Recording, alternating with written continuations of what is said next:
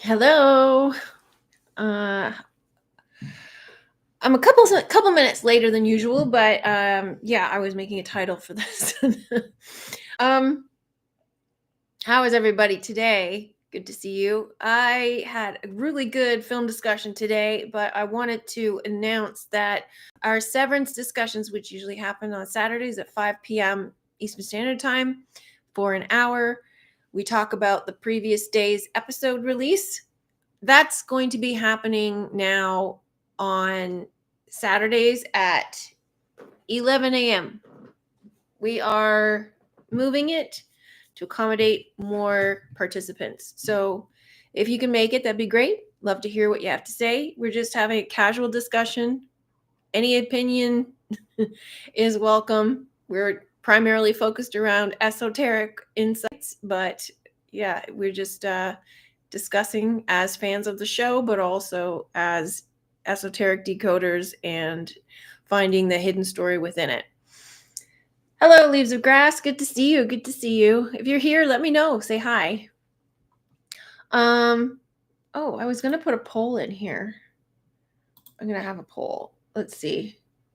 While we're getting other people in here, I'm gonna create a poll.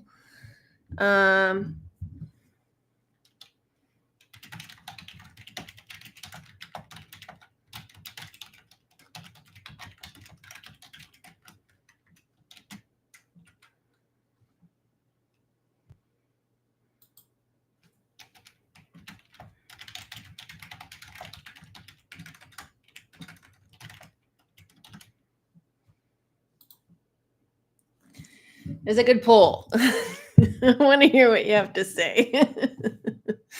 So, yeah, we're just having a casual chat because I have Halvard Dalen. That's a new name. Hi, Norway. Welcome and joyful to be here. Hello, you made it this time. Great to see you. So, yeah, let me know if you're here. I want to hear that I want to know who's here. So just say hi. You have to be a subscriber for at least 5 minutes to comment in the chat. Yeah, I wanted to talk about this because, first of all, we went through the Trump inauguration on the 20th, which seems like a lifetime ago, but it was this week. And I am seeing a lot of rapid change coming from this man that is impressive from a 3D perspective. So it's okay. We can talk about it from a 3D perspective. But really, I want to talk about there's a lot of people who are scared about these changes. From my perspective, from what I'm seeing, I haven't seen anything negative. But I'm open to hearing if you find something scary. I'm open to hearing your perspective. But ultimately, we shouldn't really fear any of this.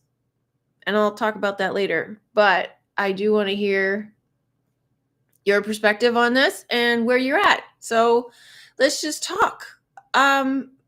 So the inauguration, I watched it. I posted a couple of things to say I was watching it, which I found really entertaining. I am not a political person, but this is like part of the show. So it's entertaining for me to participate by watching.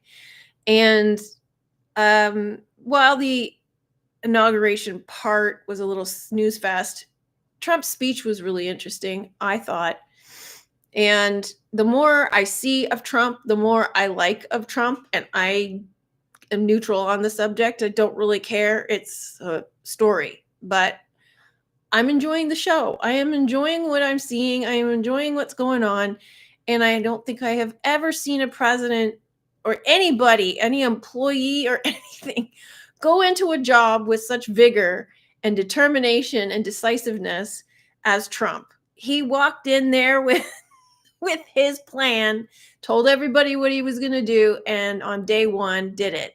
And he hasn't done all of it, obviously. He's at least gotten the ball rolling. He went in there and signed all these executive orders, and I think that's impressive. I think it's impressive, his stamina, his conviction, his energy, his commitment, his passion, his love for America.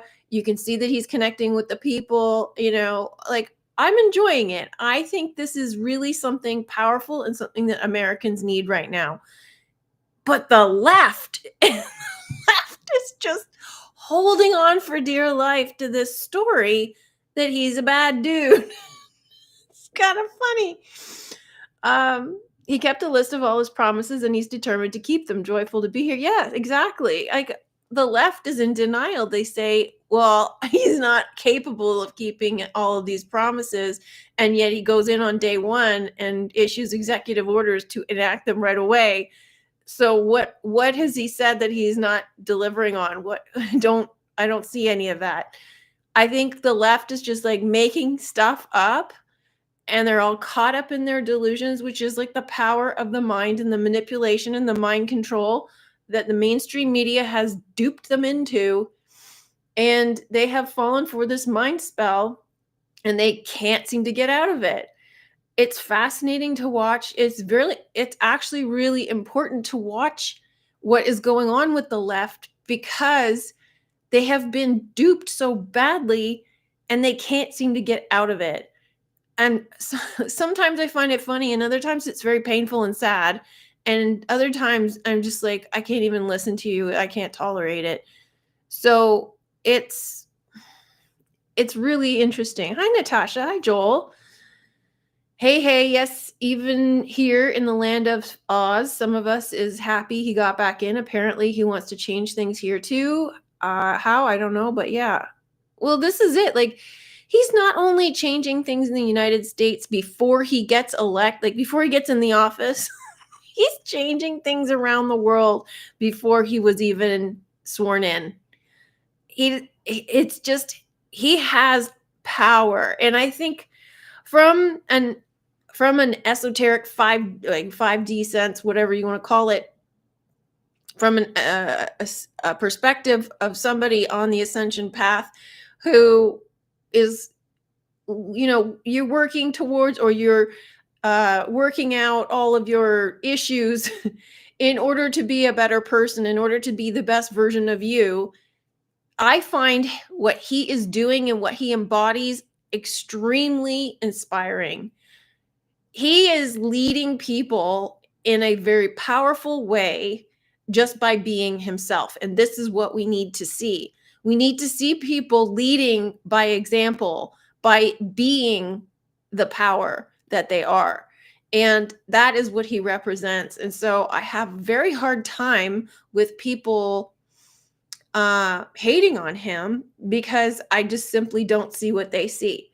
As a character in this story, he is a very significant player. He's a very significant authority figure or God in the story. And it's important to discuss it. And for a while there, I was a little hesitant to talk about him so much because there's such controversy around it. It's politics. We don't get involved in politics in this sort of area of life and our journey.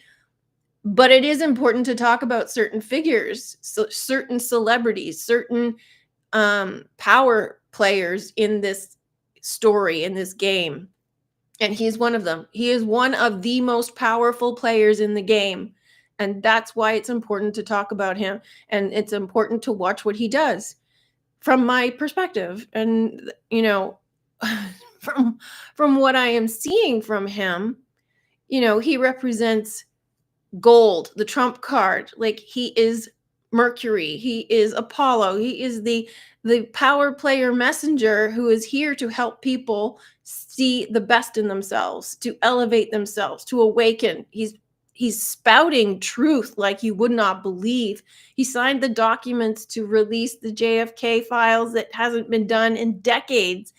Not that that's actually going to reveal any truth, because it's just going to reveal the truth in terms of this story that we live in, but it isn't going to reveal the real truth. That is just a movie. So, but the fact is, these are things that the government has hidden from us for decades, and people who are in the 3D and caught up in the story, they want to know about it. And he's the only one who's actually had the gumption to get in there and sign a release and say, all right, this is coming out. I find it amusing. I find it entertaining. I find it inspiring. I just think that it's a great example of this show. It is really great. where are we here in the comments? The first term was a learning process. He had the last 4 years to plan. Joyful to be here. Indeed, he did. But you know what? A lot of people are commenting on the things that he went through over the last 4 years, being dragged through the mud, all the court cases, all of the backlash from the left, the media labeling him everything under the sun on the negative side. He has had all of that to work against, which would have destroyed most people. Most people would have given up. He did not. He's come through it stronger. That's his trial by fire. And he has come through it shining and full of vigor, full of energy. He's 78 years old. My dad's 80. They're about the same age. And my dad's very energetic as well. I don't know that I would be able to keep up with someone like Trump. Like he's so energetic and accomplishing so much. Granted, he has a team of people to help him do a lot of these things. So there's a lot of things behind the scenes. But what we're seeing with him taking action immediately, having a decisive attitude, this is a power player in action, because most people hum and haw over decisions and can't move forward. And he goes in there, like he was talking to the fire department and the mayor of LA. I think this was just yesterday, a day before, after he was visiting North Carolina from the hurricane disaster. And then he went straight to LA on the same day and talked to them. And he sat there and he straight faced to her face said, I have executive powers that I'm exercising and you should do so too. She says, well, yeah, I'm doing that. And I will make sure that these people get in there to clean up their homes within a week. And Trump says that's not good enough. It needs to happen tomorrow. And then he left that meeting saying, you have the permits. It will make sure of it. You guys will be on your properties by tomorrow. Like, he does not wait, does not hum and haw. He's like, this is how it's going to happen. And you make it happen. Don't give me all this red tape crap. I'm not going to accept it. He is a master of manifesting. He is a master of telling himself what his reality is going to be and then making it happen. And this is another reason why it's important to watch what he does.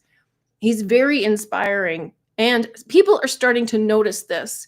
There's already articles out there talking about how powerful he is, and he's probably the most, if not one of the most, if not the most important American figures of all time. So I think this is probably like it's just an impressive story that we're witnessing.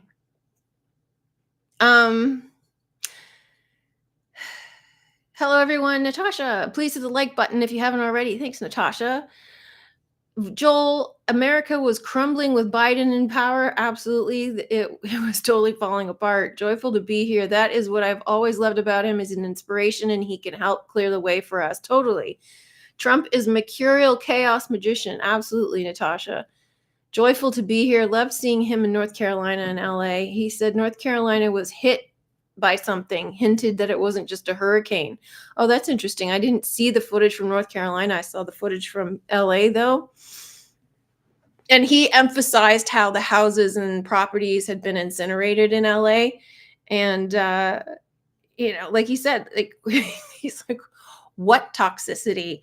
Because the mayor was emphasizing how dangerous it is for people to go to their properties without testing for toxicity. And he's like, what toxicity? It's been incinerated. There's nothing there. They're ready to go. They're standing outside their properties right now. And I think the issue with what's happening in LA is that it's a natural, I think it's probably more of a combined natural and unnatural disaster, that it's partly coordinated effort by the powers that be in terms of the play, but also natural in the sense that it's coming from underground and rising up energies to do with the flipping. So a lot of that is misunderstood. You're not going to be able to understand what kind of energies these are and how they might be dangerous, but he should know.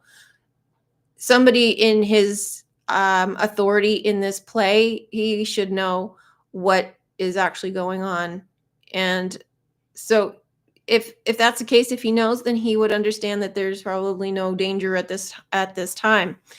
So joyful to be here.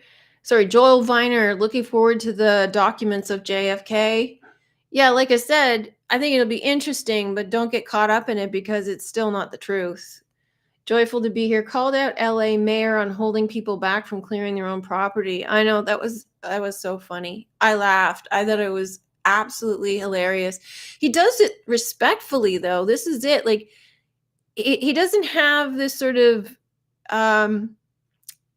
it's just straightforward talk. It's just flat out says, "Yeah, I don't think that's good enough. You know, you have to exercise your authority." Like he's coaching them almost and saying, "Listen, you know, you're the mayor. You have power. Use it. Get things done. Work in the benefit of the people. Don't work in your own benefit with all this red tape. Get it done. Get it accomplished. You know, you got to understand the urgency of the situation."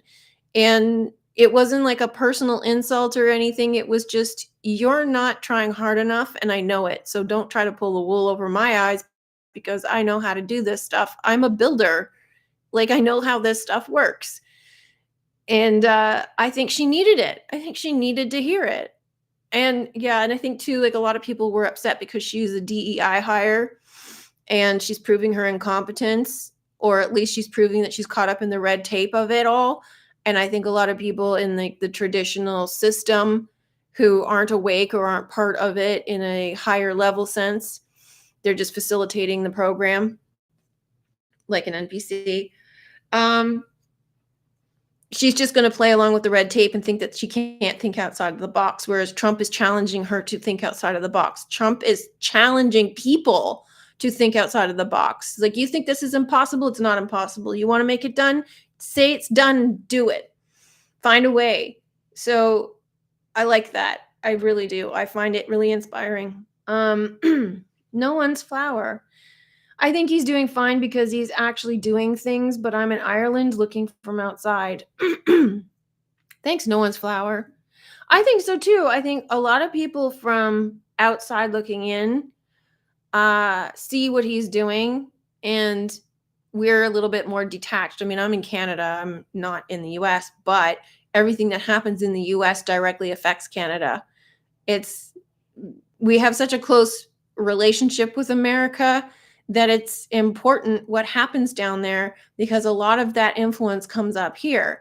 We have all the American television shows. I mean, they're pretty much all over the world. We have all of their news. We have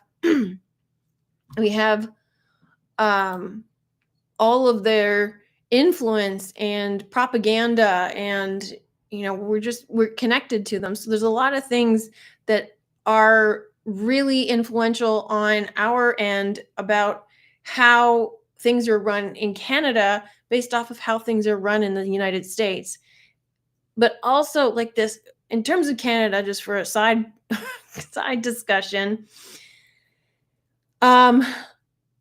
we have this issue where Trump joked about taking Canada as the 51st state, and Trudeau didn't like it. I think he took it seriously. I thought it was just a joke. I don't take it seriously.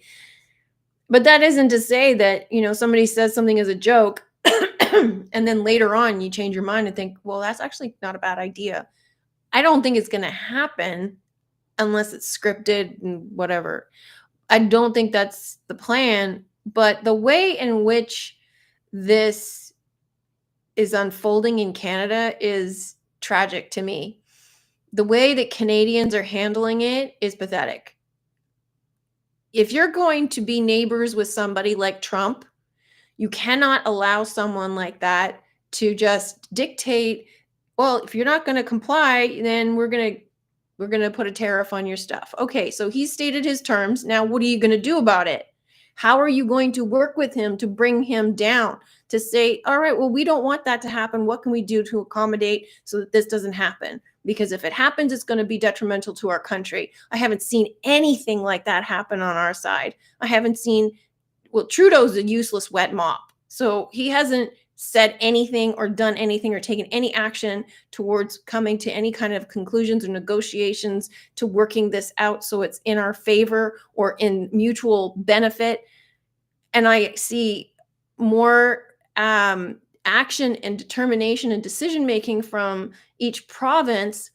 But Ontario is just as useless, if not worse, because they get defensive and, or, the leader got defensive like a big baby. But they're not doing anything to make it work, to make it concessions or make an agreement to get us out of it. They're just letting it happen. So that to me suggests that it's supposed to happen. Okay, so why? What are you trying to accomplish here? But yeah, like from the outside, it's impressive, and we want something like that happening in Canada. We want somebody who comes in with clear objectives and doesn't come in and switch up, like make promises and then do the opposite, which we have had for years and years and years. Political leaders who come into office saying they're going to do one thing and then they do the opposite. Oh, we're not going to raise taxes. The minute they get into office, they raise taxes. Oh, we're not going to cancel funding for this program. They get into office, they cancel funding for that program. So the reason you voted that person into power in the first place is moot because he goes and does the opposite. And now you're angry because you're not being represented. So hopefully, I don't really like the leaders, the options we have here in Canada, but I know that Polyev is going to get in. But it's the same sort of strategy and story that's happening in Canada, that's happening in the UK, that's happening in the United States. Only I don't see a Trump in Canada and I don't see a Trump in the UK. I don't see somebody who is as authoritative, and I mean authoritative in the sense that he says something and he does it. He works in integrity. I don't mean authoritative in that he comes in and bullies over people and says it's my way or the highway type of thing without considering the benefits or the results on the impact on his country. He's doing it for his country. He's not doing it for himself or his ego, which the left seems to think. And that really makes me irritated because the left, I think, has lost the capacity to think with reason and intellect and objectivity. They're just thinking from emotion or not thinking at all. It's infuriating to listen to. We've got a lot of comments here. Hello, Caged Reality. Thank you for commenting. Welcome. Thought forms are energy constructs created by focused intention. When shared by a group, they evolve into egregores, powerful collective entities that focus reality. Chaos magic explores these dynamics. Yes, I'm aware of that. Using belief and intent as tools to shape outcomes, politicians and brands often use similar tactics, harnessing group energy to create egregores that drive loyalty and influence behavior. Yeah, totally. But we're the ones doing it. It's all you. So this is a result of the story that we are in, but we're focusing on it and we have a say in how it turns out. And that's why I posed the question in the beginning. Let's see where the poll's at. We got good results here. No, I'm not afraid by the changes, and I fear nothing in the 3D are 45 and 55% respectively, a 0% fear of the changes that Trump is making. That's awesome. And yeah, the reason I posed this question in the first place is because if we're afraid of what's coming, then that's an attachment on the external and giving away our power and saying that we don't have any authority on it. And that's what the left is doing. The left is looking at it saying, oh, all of these horrible things, I don't like what's happening in the United States. Well, now you know how we felt when we were witnessing what was going on for the last 4 years with Biden in power. The lunacy, the craziness, the stupidity.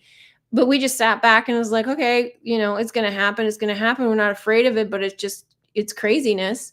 And then Trump gets in, and now we feel like we have a little bit of agency and, change is happening more in the vein of what most people want. But like the people who bought into the lunacy of the left they can't get over themselves. They can't seem to move past that point. Whereas when Biden was in power, the right was like, okay, it is what it is, and we'll just ride it out, and I'll do the best I can while it's happening, but I don't like it. But then the left is like clinging to it. It's some kind of strange spell. And whatever you put your focus on and your energy and attention to is what you're going to manifest in your own reality. These leftists have put so much energy and attention into Trump being the evil demon they think he is, that they can't get past it. So they've cast a spell over themselves. They've cast this fear spell saying, well, this is how awful he is, and every single thing that he does, that's all they see. That's all they hear. They can't get out of it unless they break their spell. And, it's like, I don't think that the opposite can be said from people on the right, because people on the right, they voted for Trump, but they were focused on America. USA was their chant. It wasn't Trump. It was USA, because they want to save their country. And Trump is the guy to help facilitate that. But I don't think that there are some people absolutely who, are Trumpaholics, and Trump can do no wrong, and they, don't care equally, just like the left will be so focused on anything Trump that they don't care what it is. And those people are equally as delusional. I'm talking about the majority of people who are enthusiastic about the direction that he's taking the country on their behalf and seeing the changes that he's making. And in that sense, I don't think that they're delusional in the way the lefties are, that if something was to change or whatever, I don't think that they would lose their minds like the left has. I feel like JFK, RFK, sorry, I read that wrong. Joyful to be here. I feel like RFK Jr., Trump is mission driven to make a positive impact on humanity. Trump gives people a chance to step up, but he holds people accountable. There's no pretending with him. That's what his detractors hate most. I totally agree with you. Yes, Joyful, because he's here to reveal the truth. Everything that he points out, as much as the left says that he's lying, I think that that's because the left is perpetuating the lie, and Trump is here to reveal the truth. And I said this before, Trump is more on the middle pillar than it seems. So he's not actually a right pillar person. He is a middle pillar person who is revealing the truth. And I think that's possibly why there's the gap between the two terms of him being the 45th and 47th president, because he's a disruptor. And somebody else, I came across an article, somebody else said that he was on the middle pillar as well. And this was a mainstream article, nothing to do with esoteric stuff. So I found that interesting, that he's also seeing that Trump is more in the middle, because he's working for the people, not for the government. And this is a middle pillar perspective. And he does hold people accountable. He just flat out tells the truth. He just says what it is. Like, I was watching an interview with him and Black journalists, with these three women on a panel who were, one in particular was particularly rude to Donald Trump. And he just flat out said, like, I don't appreciate how you're talking to me. I don't appreciate the welcome that I'm receiving, which is pretty hostile. I don't appreciate that you kept me waiting for 35 minutes while your equipment wasn't working. I don't appreciate it. And he was very flat out, he's like, well, you brought me here under false pretenses. He just revealed everything very matter of fact. And it's like, okay, this is very refreshing. Why can't people be like this all the time? Why can't they just be honest? And I think that part of that is people are obviously conditioned to get along and conditioned to be inauthentic, or, soften the blow, or be seen a certain way. And I don't think Trump is like rude or anything. And if people are rude to him, he has every right to be rude back, but he's just matter of fact. He just says, I don't like how you're treating me. I don't like how you're talking to me, and I'm not going to accept it. And that's not rude. rude is what the other person has done for him to have to say that. So I think that level of authenticity, that level of being comfortable with who he is and not caring what people have to say about it is what makes him invincible. And this is another thing that we can learn from him. So I find it highly inspiring. He's also threatening 25% tariffs. Ontario threatened to cut off electricity and remove a bunch of American brands here. Yeah, indeed. I just talked about that. No One's Flower Ireland is in a similar position because it's English speaking. Similar position. I don't quite understand your point in how it's similar position because it's English speaking. Would you care to elaborate a bit on that point, No One's Flower? It's all scripted, though. Absolutely. Joyful to be here. Trump inspires people to use their own power, take it back no matter how much resistance. I agree with you for sure. And I think he is 10 times the president he was when he was in power the first time. It may be even more, 50 times the president he was. Yeah.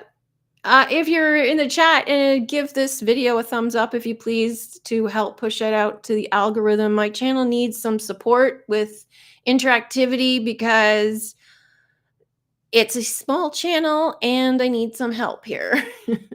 So comments and likes and interactivity really helps with the algorithm. So other people like you can find my channel. Let's get them to find this work, find this channel together. Cage Reality, not sure how I found this channel. Oh, I speak of that. I think it was an esoteric decode in a movie from a while back while digging for info. Oh, I found it now. It was on the 9s. Yes. Thanks, Cage Reality. I appreciate knowing how people found my channel. A lot of people found my channel through the 9s or Under the Silver Lake.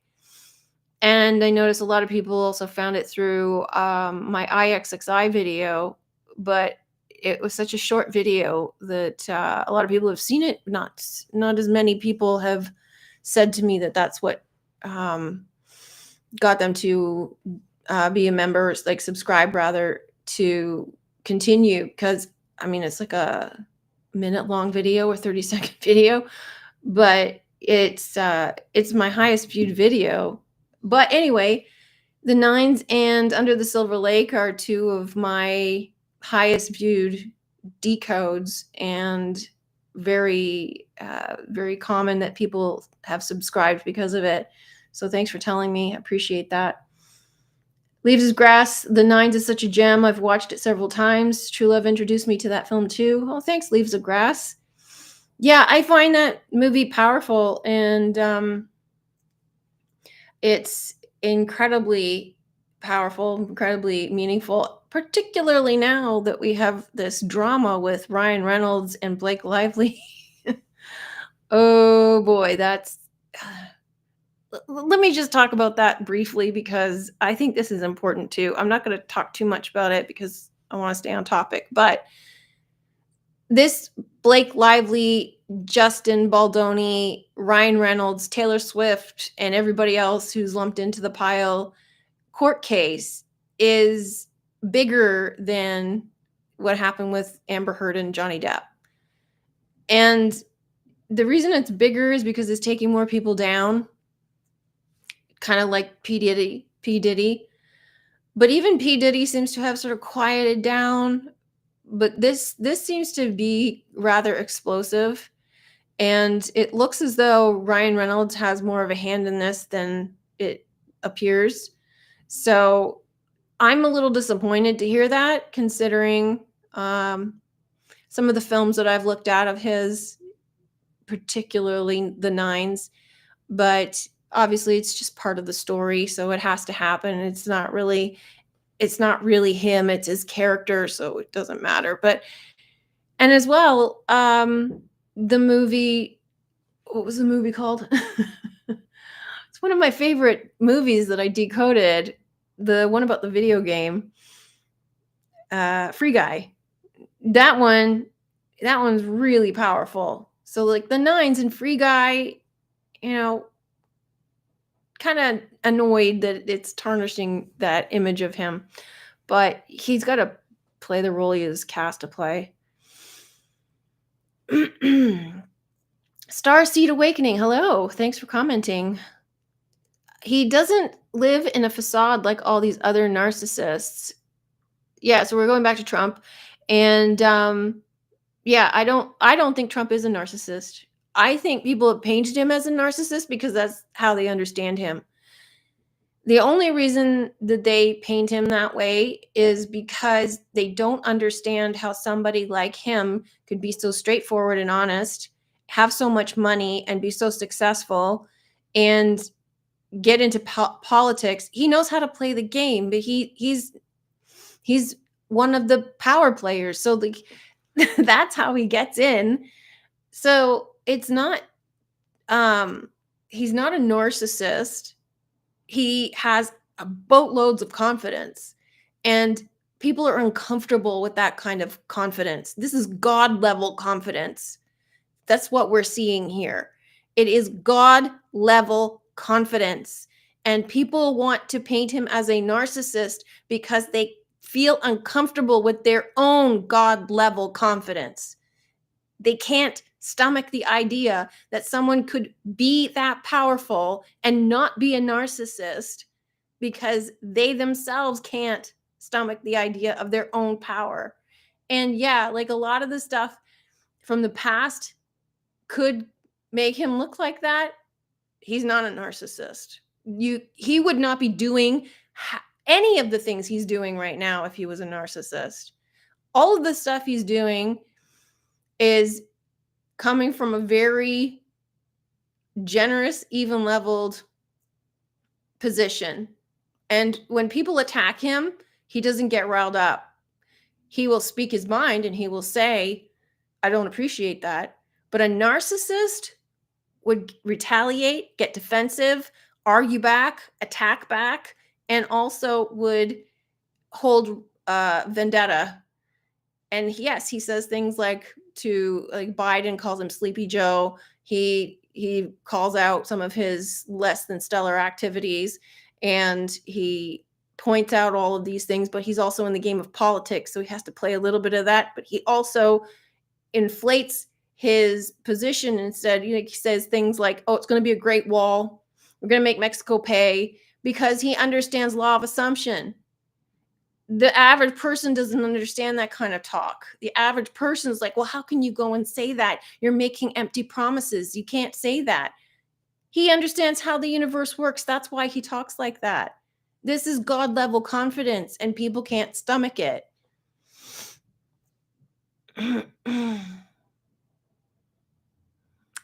Joyful, yes. Trump is showing people how to be authentic and responsible. Indeed, I totally agree. No one's flower, similar to Canada. Okay, yeah. Yeah. Joyful to be here. I found you on the nines also. See, lots of people found me through the nines.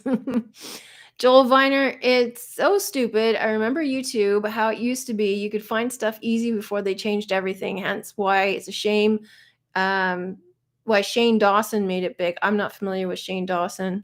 But yeah, I think before 2020, the algorithms were different. And because they brought in all that censorship with COVID and everything, there was a lot of changes that really were detrimental.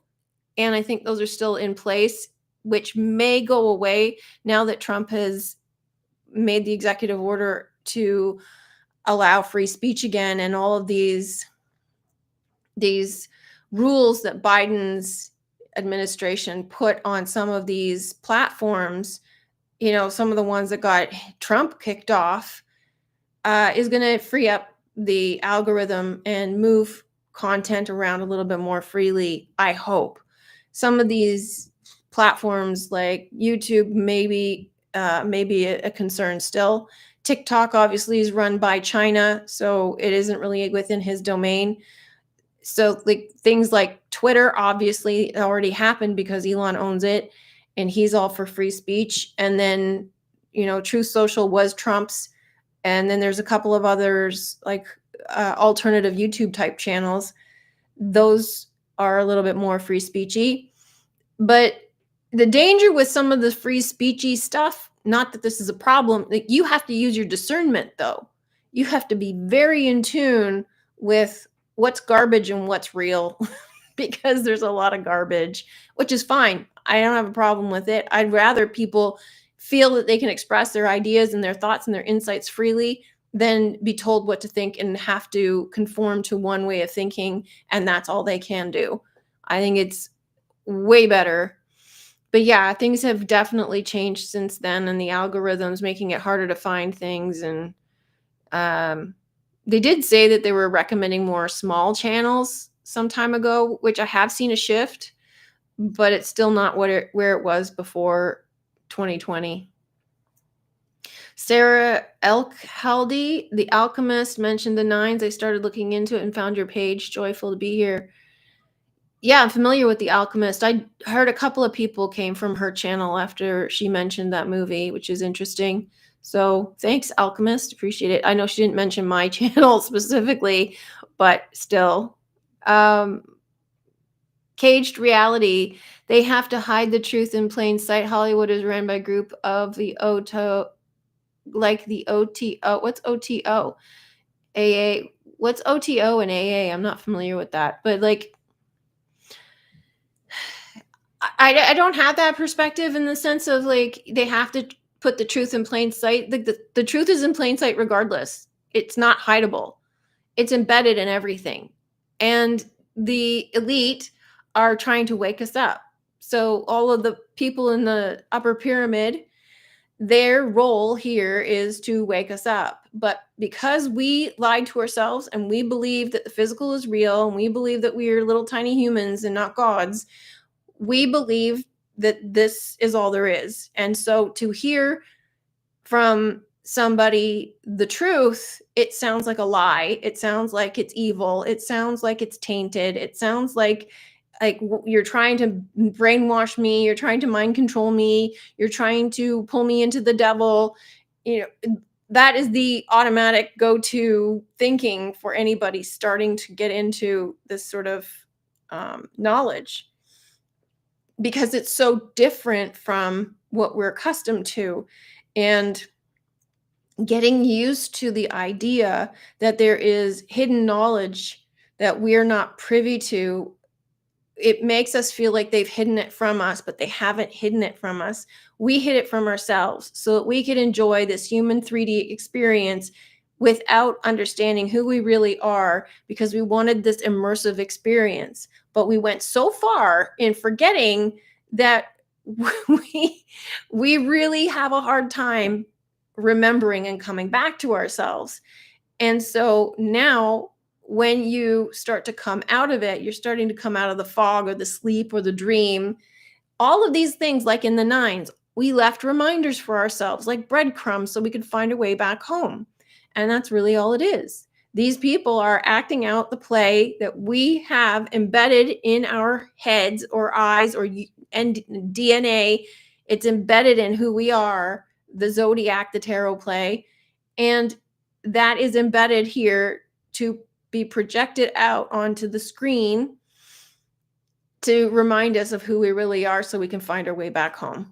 That's really it. So like, yeah, I understand the perspective of, they, and that they have to put it in plain sight and that sort of thing. But really it's us leaving clues for ourselves so we can find our way back home. There really is no they. They're just playing a part to represent parts of ourselves who have the knowledge. They have the knowledge. It's like when you start waking up and you know something, but you can't tell your like mother or your sister or your child the truth because it sounds like a foreign language to them. And when you try to tell somebody who's asleep the truth, they can't comprehend it, and they can't get to where you are without finding it themselves. You have to want the truth to find it. And so if you're looking at these people as evil or controllers or anything like that, you're still in the fear. You're still in the fear camp of believing the physical is real and that it has power over you and that it is controlling you somehow, but it isn't. It's just there to remind you and help you and help you find your way home. And I think a fine example of that is the movie Heretic, because Heretic is like this horror film where Mr. Reed is painted as evil, but really he's helping. And so we have this image of people being evil who are actually helping. It's our perspective that makes them evil. So, yeah. It stops with us. All of this stops with us. Ryan Reynolds is definitely part of the revelations and transformation. Joyful to be here. Yeah, I agree with you. Yeah. Again, making him out to be the evil guy or the bad guy, and he's part of this It Ends With Us story, this movie, and it's all about abuse and the illusion, like that movie with the illusion of abuse and not understanding what actually happened to you until you have hindsight and being able to reflect back on it to know what it is you went through is part of the unfolding of what's happening here, because we lived in the 911 trauma center so long, we didn't know what we were living in. We didn't realize we were living in a cesspool until somebody tells you life can be better, until you experience it for yourself. You don't know that you're living in a cesspool. And so you need that experience to have that hindsight to realize that, hey, life isn't supposed to be like this. We've been lying to ourselves to make ourselves comfortable with this cesspool. And now I know better. I'm going to get out of it.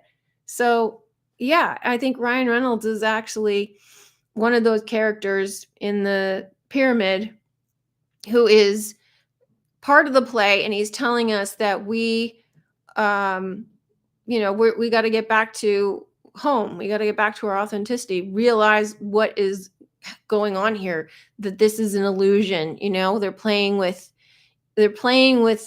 perspectives so that you recognize that it is about perspective. It is about your perception. Star seeds. Exactly. I just want to take a moment to appreciate the chat today, because this is probably the liveliest chat I've had in a while, and I'm really enjoying your comments. I think they're really awesome. So thank you very much for participating. And there's so many of you, new names and old names. So thank you so much. I really appreciate your participation and your insights. It's been very, very helpful and interesting and fun. YouTube hasn't been right for about 8 years now, Joel. That's actually, I think, a year before I even started on YouTube. Well, maybe I think I started almost 8 years ago. 7.5.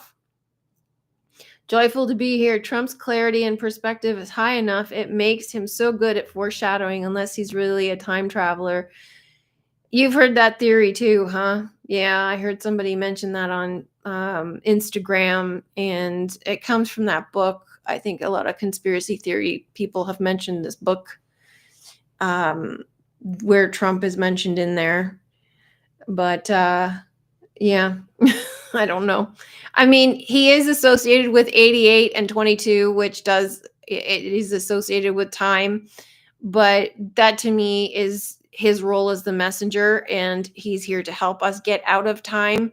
So that's him being a master of reality is what makes him, the messenger, makes him able to help people get out of time themselves, to recognize that time is an illusion and be who you want to be it today.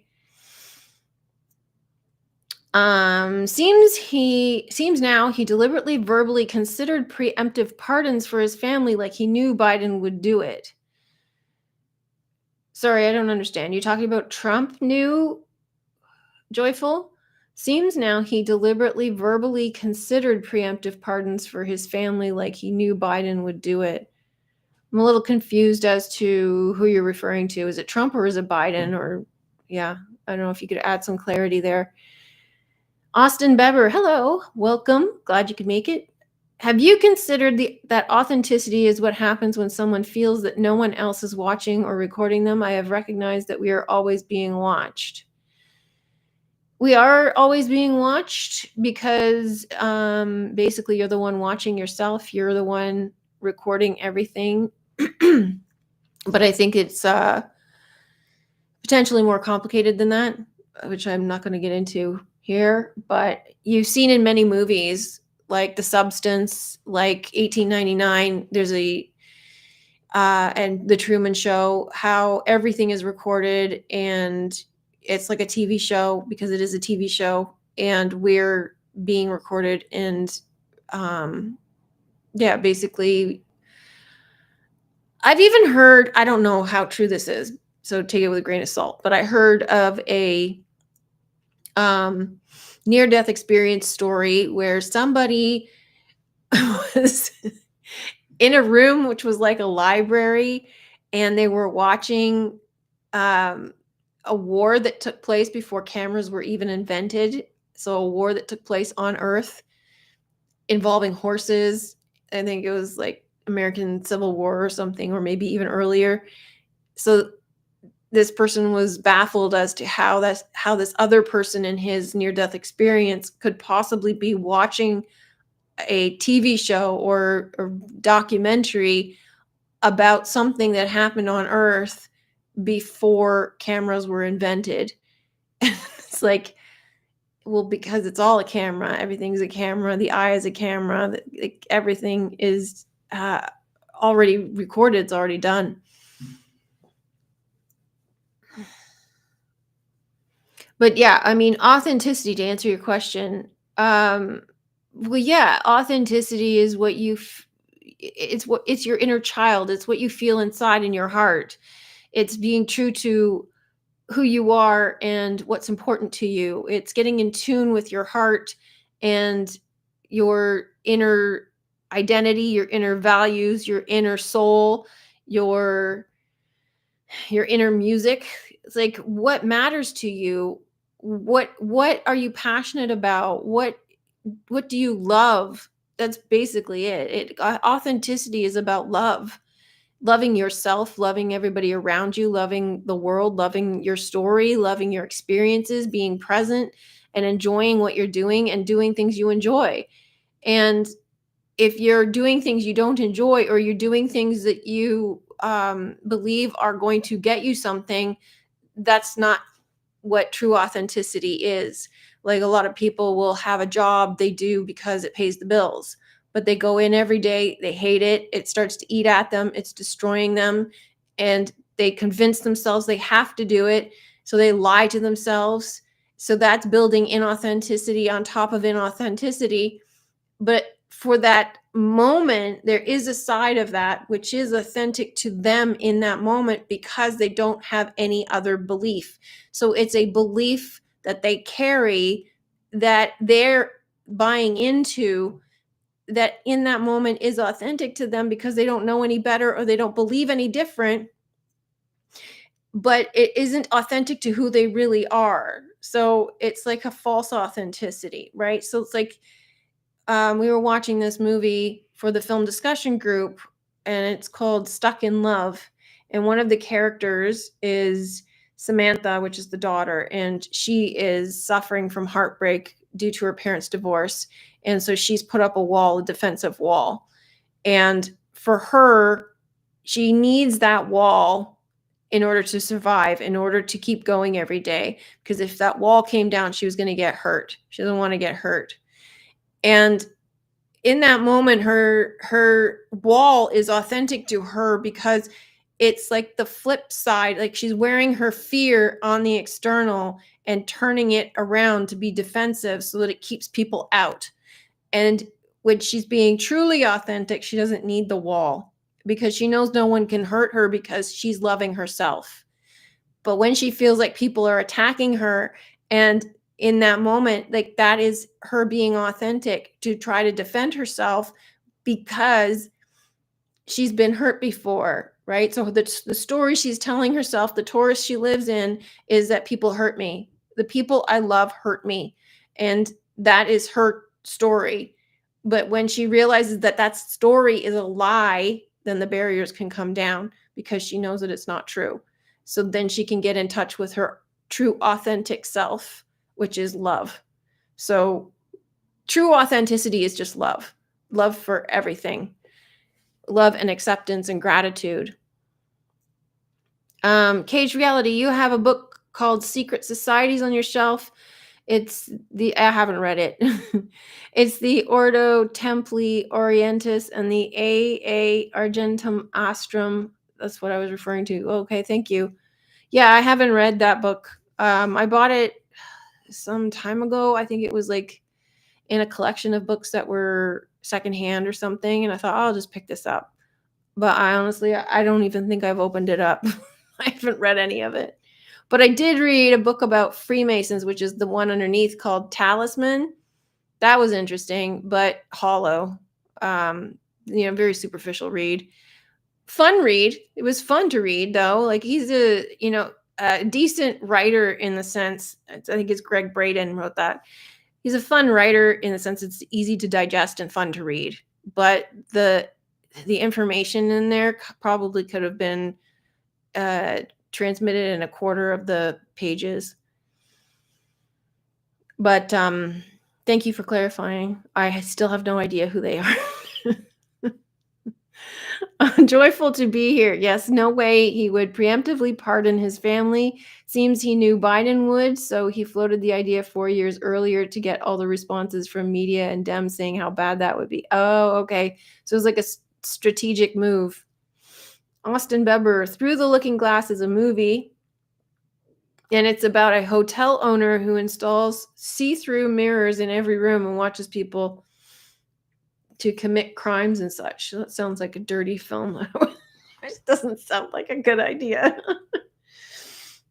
Alice in Wonderland is through the looking glass, right? Like we're in the TV. We're literally inside of a TV. So it's like Purple Rose of Cairo. He steps off of the screen, and Truman Show. He's literally on a TV show, and Through the Looking Glass, it's through a mirror.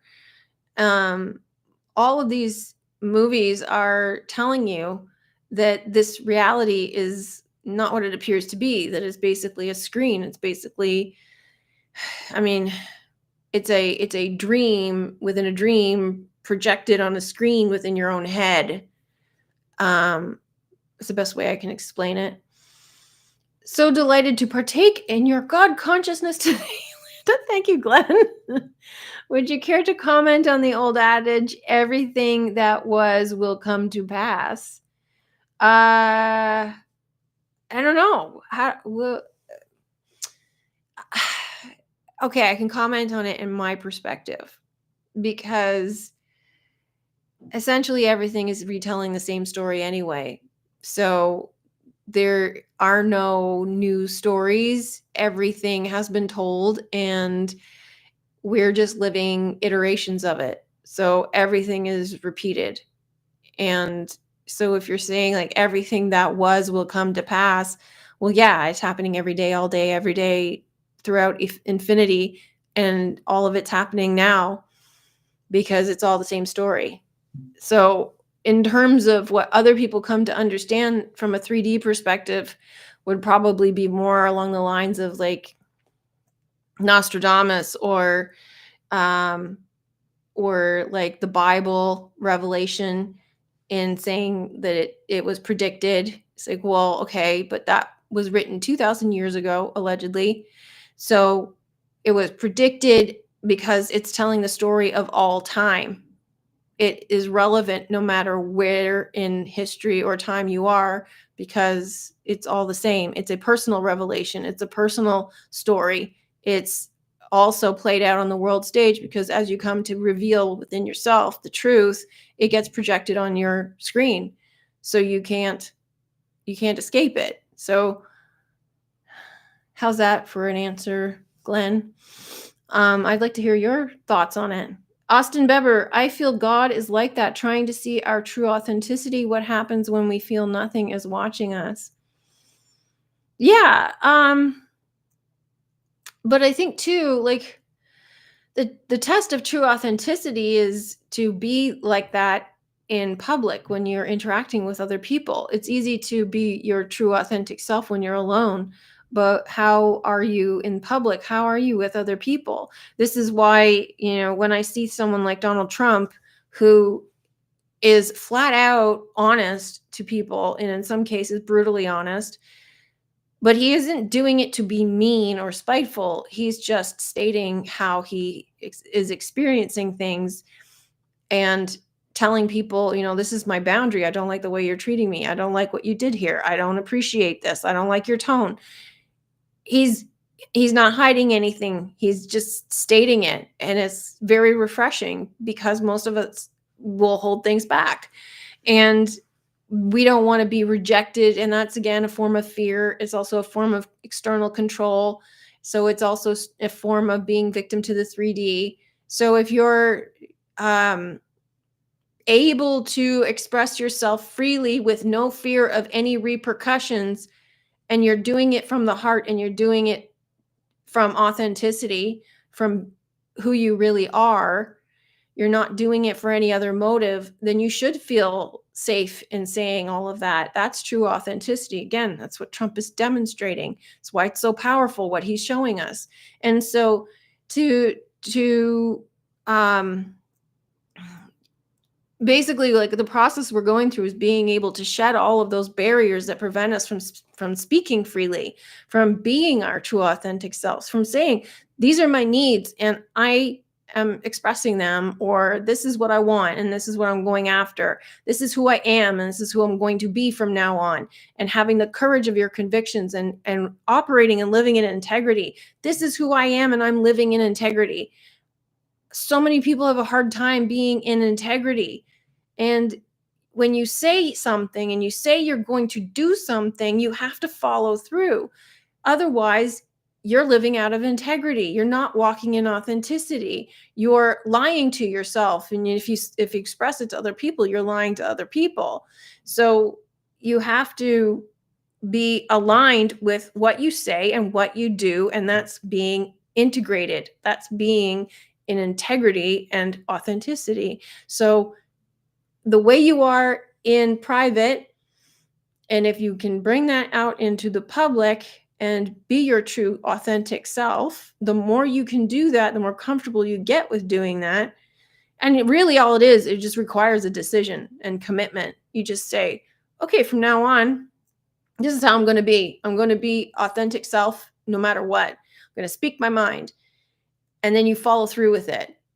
So you have to say, this is how I'm going to be, and make a decision, cut yourself off from all other options, move into that by taking action and following through on your word.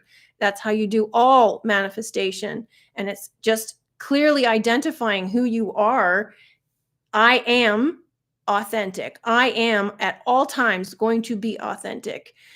And whatever that means to you, define what that means to you and walk in that. You have to walk in it, because it is, and it's not always easy, especially if it's something that's new to you. You might stumble, you might fall, you just get back on the horse, you just keep doing it. Being authentic is one of the hardest things, because lots of people are worried about what other people are going to think. And you have to stop worrying about what other people are going to think. And it's really difficult, especially when you're family members, people you love, people you care about, but they're not real anyway.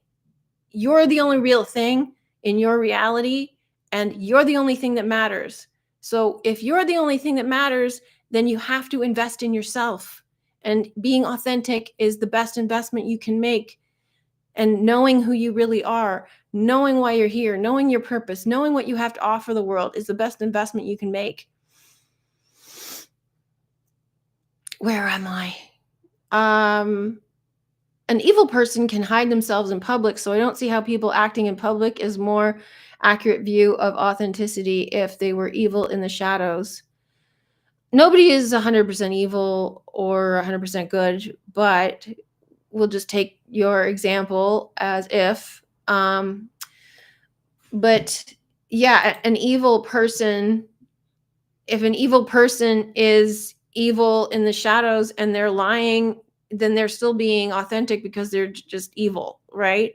So they are not going to present themselves as evil because it doesn't serve them. Like their authentic selves in the sense is that they're serving themselves and that in a negative way. So it's evil, I guess you would say, is like I was talking about earlier, is extreme. How do I explain this? Extreme self absorption. It's narcissism. It's the absolute opposite of authenticity. But if they are evil within and they're being evil without, then they're being authentic because they accept the fact that they're evil. But an evil person, it doesn't serve them to go out and say, hey, my name's Joe, I'm evil. It doesn't serve them because they wouldn't get away with their evil stuff, right? So part of them being evil is to lie to people and misrepresent themselves. But if you are good inside and you're acting evil, then you're going against your true nature. So if your true nature is to be evil, then you don't see yourself as evil, you see yourself as good. So you just go out in the world and you behave the way that you're supposed to behave because that's how you view yourself, which is the story you tell yourself. So you have to know the difference between the story you tell yourself and your true authentic self. And somebody who is evil, no evil person actually sees themselves as evil. They will convince themselves that they are doing good in the world. And we're talking about like pure sociopaths or pure psychopaths who have absolutely no empathy for anybody, who are born that way. They're playing a role. Their role is to be the evil person. Then that is their authentic self. So yeah, the things that they do are all to facilitate being that person, being evil. So for them, that is authentic. For someone like you who is not evil, for you to behave in an evil manner to try to convince yourself you're evil, that's not authentic, right? You might act out of pain. You might do something hurtful to somebody, but you're not pretending to be something you're not, right? And the evil person, like I said, is not pretending to be good in a sense, like in an ultimate sense. An evil person is never going to ascend and never going to be truly authentic because they're so out of touch with love, but they're playing a role here. So it's a very nuanced situation. If I were you, I wouldn't be so hyper focused on what's evil and everything, because a lot of people get stuck in the trap of looking at the bad stuff and the evil stuff and the negative stuff and saying, yeah, but what about this? What about this? What about this? And they're pointing at things that are outside of themselves. Focus on yourself. That's the most important thing. That's the only thing that matters. And I know you're not focusing on yourself in the sense that, well, I'm evil, because you're not. And so you wouldn't be here if you were. But like, you gotta take the attention and put it on yourself and focus on what matters to you, instead of worrying about the evil in the world or the bad things in the world, or why bad things happen. Bad things happen for you to pay attention to what you're neglecting in yourself. If you're looking at that sort of like evil things and why it happens in terms of trying to understand yourself better, then okay, I understand why you're focused on it. But in terms of like trying to understand a concept better, it's helpful to a point, but I wouldn't hyperfixate on it. Just take what you can from it and leave it there, and redirect focus back onto yourself. Starseed awakening. Authentic people know right from wrong and behave in that truth, while manipulators show a face they believe keeps them hidden and maintaining their loose source. For sure, Starseed. Sorry, I'm lagging a bit. I'm not sure why. It'll catch up. The video will catch up. As long as you guys can still hear me. Yeah, authentic people do know right from wrong. Because okay, you remember the movie Labyrinth, where she kept saying it's not fair when somebody did something that she didn't like and she felt like it was unfair. So if you take that to extreme and make it into right and wrong, then you would say, well, that's not right, that's wrong. but it's only wrong because it wronged you. But if that person felt like it was right for them because they needed to look after themselves, then it was right for them, but maybe wrong for you because either you lost out on something, or you were injured, or you were hurt, or you were offended, or what have you. You took it wrong. You took it to be wrong. So in that sense, there, right and wrong is just a perception. And for you to look at someone and say that they're being wrong or doing wrong, it may not be wrong for them. It's just wrong from your perspective. So really, you have to make that wrong into a right for yourself. Alchemize it into something that benefits you. Caged reality, Through the Looking Glass, and what you were referring to with that movie, Austin, happens in real life with the CIA, called Operation Midnight Climax. Glenn Bordeaux, beautiful, thanks. I've also been aware in these recent months that the advent of artificial intelligence is nothing new and is most likely prehistoric. We have always been in it. Oh, that's interesting. I'd like to hear more on that, because I agree. I don't think any of it's new. But I would like to hear more on that. If you have more to share, if you want to share it with me, I'd appreciate it. If you can leave a link or something in the comment boxes below, I'd appreciate that. Starseed Awakening. Yep, no integrity, lack of consideration, fail to have true appreciation. Hey, hang on. I'm going to go back to this AI thing and being prehistoric, because I have something to say about it. So, we talk about the Anunnaki a lot, right? And from my perspective, the Anunnaki is the beginning of everything.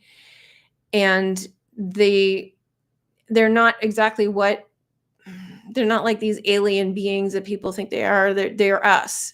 And I believe that the whole thing was started with this sort of, the end of the story is the beginning of the new story. So we're coming to the end of this story. And, you've heard this story of how people are trying to set up like technology so that we can transfer our consciousness into a computer and save us from this world, that sort of thing, right? And essentially that's what we're moving toward. We're moving toward building a blockchain system that is going to allow us to transfer consciousness into the computer system to save us from this world, so we can go mine gold or whatever, which is the story of creation. And the gold is our authenticity, but it also started out as mining money. I mean, it's all about money, but it's mining our authenticity, So it's, again, just perpetuating the same story over and over again. The end is the beginning is the end, and we're coming to the end of the story. And so the way in which we can completely understand how we got here and what the story actually is in the end of the story, because up until now it's been a mystery to us. But once we get to the end of the story, the beginning is revealed. So that's what I see about the whole AI thing being prehistoric. It's like, yeah, it's been around forever, because the fact that we live in a story that we can, I guess if you want to say, put your consciousness into, because you can transfer your consciousness no matter through basically through meditation. If you've seen the movie with Christopher Reeve and Dr. Quinn, medicine woman, I forget her name. He lies on a bed and transfers his consciousness into the past. And we can do the same thing. You can transfer your consciousness into a book, into a movie, into a video game, into the past, into history books, you can do that. You just have to know how. And I think that's how we got here. So from what I'm seeing, that's what it appears to be. And from, even certain things that I have experienced personally, that's what it seems like. So it's wherever you put your consciousness, your awareness, that's what grows. And so, with like all the parallel universes all existing at the same time, you can shift into whatever reality, but we just forgot how to do that. So that real artificial intelligence or the real intelligence is just consciousness. Artificial intelligence is a fake form of it. Where are we here? I gotta sneeze. Starseed awakening. No integrity, lack of consideration, fail to have true appreciation for things brought by God. Then God takes in time from the manipulator.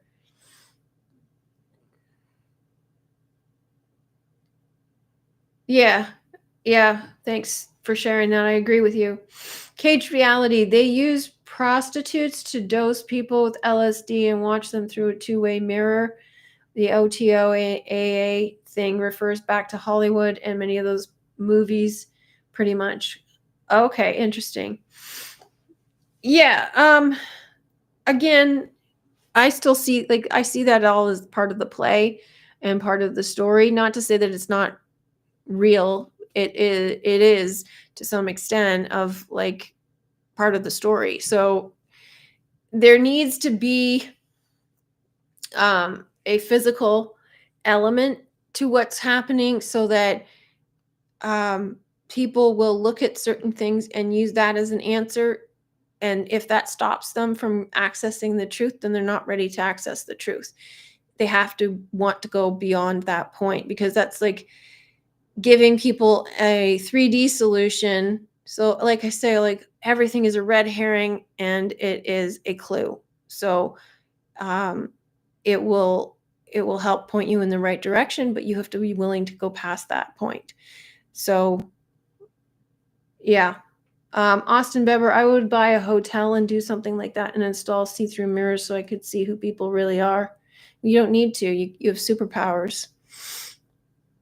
Once you understand the true nature of reality and you understand how the play works and how the story works, and you understand yourself better, and you understand humanity better, you understand the narcissistic mind, you understand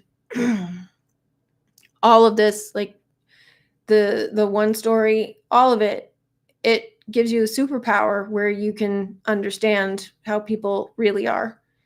It's like Superman X-ray vision. And it doesn't matter, like, you're the one creating it. Excuse me. Hang on.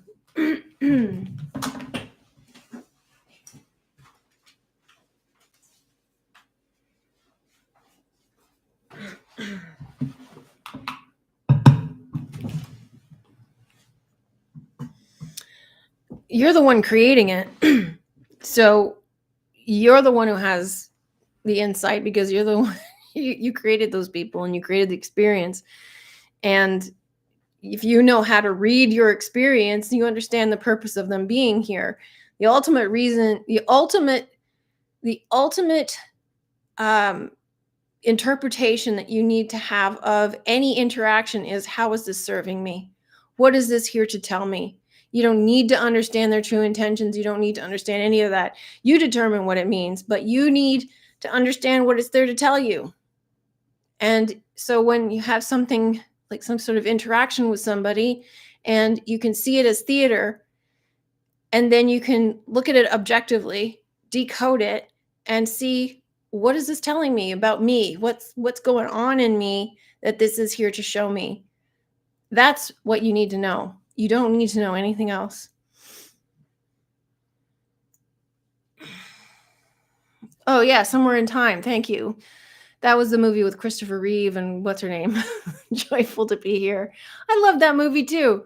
I loved it. Well, first of all, I was a big Christopher Reeve fan, but I loved it because it was a very simple kind of film, but it was very beautiful in depicting how the time travel works and that it's in the head. Steinwinds, hello. Scott, hello. Haven't seen you for a while. Steinwinds, can we make NPCs into real people if we focus our attention on them? What do you mean?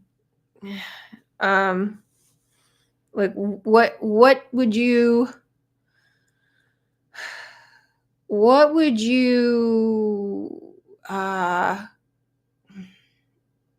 I'm trying to understand. You got to explain a little bit more of your perspective on what you mean by NPCs into real people for me to answer that. Bring an NPC into the game. Well, an NPC is already in the game. If you're aware of their existence, then they're already in the game. And you're the one who put them there.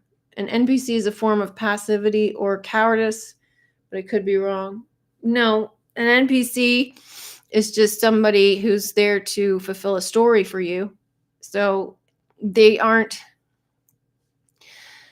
an active player per se, but like in your own individual reality, you're not really interacting with the person. You're interacting with your own replicated version of them.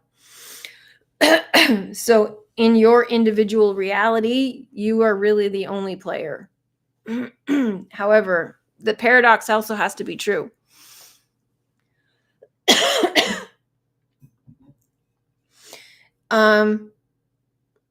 You can't do anything for an NPC on behalf of an NPC. If we're going to look at it from the sense of like this is a video game and there are multiple real players in the game, and you want to turn an NPC into a real person, no, you can't, because you can't even wake other people up. You have to want the truth to find it. So you can inspire other people, but they're essentially you anyway. So like there is no waking somebody else up, and there is no turning an NPC into a real person. If we're looking at it in terms of like Free Guy, where you've got this NPC and there are people in the game who are seeking their autonomy from the creator of the game, then that's a sort of different issue, because they're not going to leave the game. They stay in the game because they're not real people. They're in an imaginary world, imaginary universe. It's kind of like, if you want to think of it this way, if you read a book and the characters from that book linger in your head, they're still alive in your head because you gave them life. And so anytime you want, you can revisit those characters in your head and bring them back to life. But are they real people? Well, they are in your head. So they have life in your head, and everything is mental. So they exist somewhere in this universe. But are they actual real people who are, like real? Like I said, if we're thinking about this in terms of Free Guy, where there are real people in this game playing to try to get out, then no, there's only a set number of people who are real people who can get out. But I want to hear your point. Like, what do you think?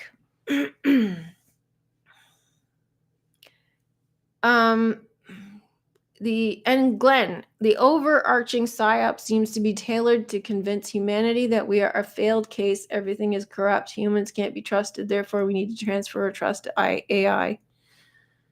Well, that's kind of the fear side of things. But and once in our new Immortals AI body, the story begins again as it did long ago. Yeah.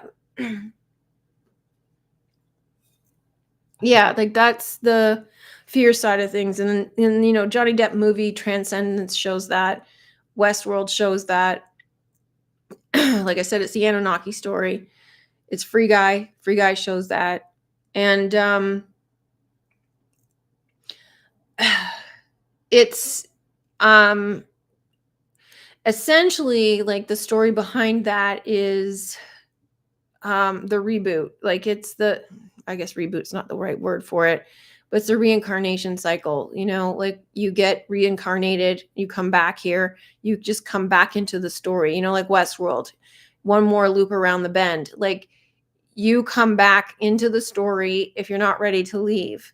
So with the AI story, if you haven't ascended, if you haven't done the work, and you are, base, sinful, whatever you want to call it, in your lower mind, and you haven't ascended and you haven't done the work, then you have to come back. So this is basically that story. It's just telling you that the whole cycle, the whole story comes and starts again. It's like we're reaching the end of the CD and it's just going to start all over again. And that's the beginning of the story. Steinwins, I feel like an NPC has no worldview or something, or is just in a bubble. Yeah, like, well, you think about an NPC, like you think about your own dreams. There are people in your dreams who are aspects of you there to facilitate the story that you tell yourself within your dream. That's an NPC. They don't have agency. They don't have their own story. They just have the story that facilitates telling your story. And all of that is there to serve you. So it's the same thing in your own reality. Once in our new Immortals, AI bodies the sorry, I read that already. Some main characters could be NPCs pushing the story in some direction. Well, all of them are facilitating the main story. All of us are facilitating the main story. So if the story is meant to go in a specific direction, it will. But NPCs don't have agency, so they can't push a story in a direction that they want. NPCs only facilitate the story. So the people, the real people, are the ones who have agency, the ones who have the potential to reconnect with their authentic selves, the ones who have the potential to control their own reality, that type of thing. The NPCs are there to facilitate this reality, to make it appear real, that we create. We created it. It's a result of us. Journeyman, have you come across the Valentinian triadic groupings? No. Helix, psychics, and the pneumatic. No, I have not. Can you please elaborate? I'd like to hear about it. I have heard of Valentinian Christianity through another YouTuber, but that's about it. Steinwins, I watched Heretic, not bad. Heretic is an astounding film. It is a powerful, powerful film. If you have not seen Heretic, I encourage you to watch Heretic multiple times and decode it, because it will unlock a lot of things for you. And I'm going to be doing a video on it. There's so much I want to say about Heretic, but yeah, I'm going to have to figure out the best way to present it. And I think one of them is going to be in an ebook, because there's so much detail.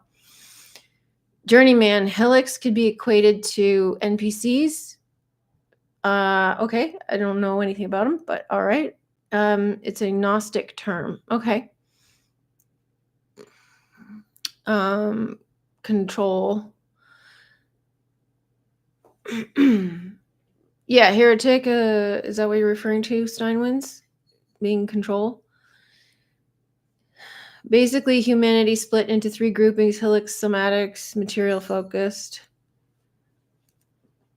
Okay, I'm looking forward to hearing more on this.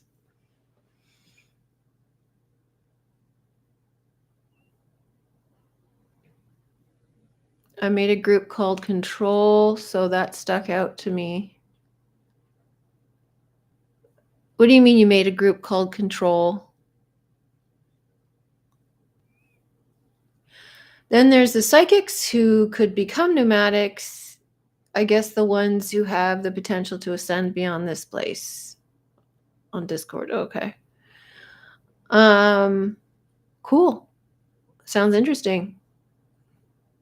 I think they're all basically saying the same thing, but I really appreciate things like Gnosticism. For me, I appreciate anything that's closer to the truth in plain terms. I really appreciate, because so much of it is hidden, in a sense, is like all allegory and hidden, but very few are just flat out telling you what it is. But but yeah, like the more I decode and the more that I see what's hidden behind all these movies and everything, the more I recognize that it's helpful, obviously. Anything you look at is helpful. Anything you read is helpful. The more I prefer to rely on that for the truth, because it's not something you can taint. You can't, you can't, um, you can't do anything to it because it's the universal truth. There is no way you can distort it. You can't manipulate it. You can't change it. It's unchangeable. And that's why it's so powerful. But to me, it's the only thing you really need, because that is the ultimate truth. There is everything is coming from that. So it doesn't matter where you get it from, but as long as that's what you're accessing, everything else is just iterations.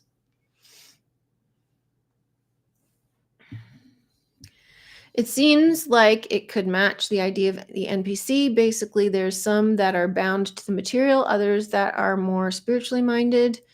There's no straight answers here. So much truth in deception, and deception in so-called truth, a labyrinth. Well, there is though. There is a universal truth, and it's embedded in everything. So if you continue to tell yourself that there's no universal truth, you won't see it.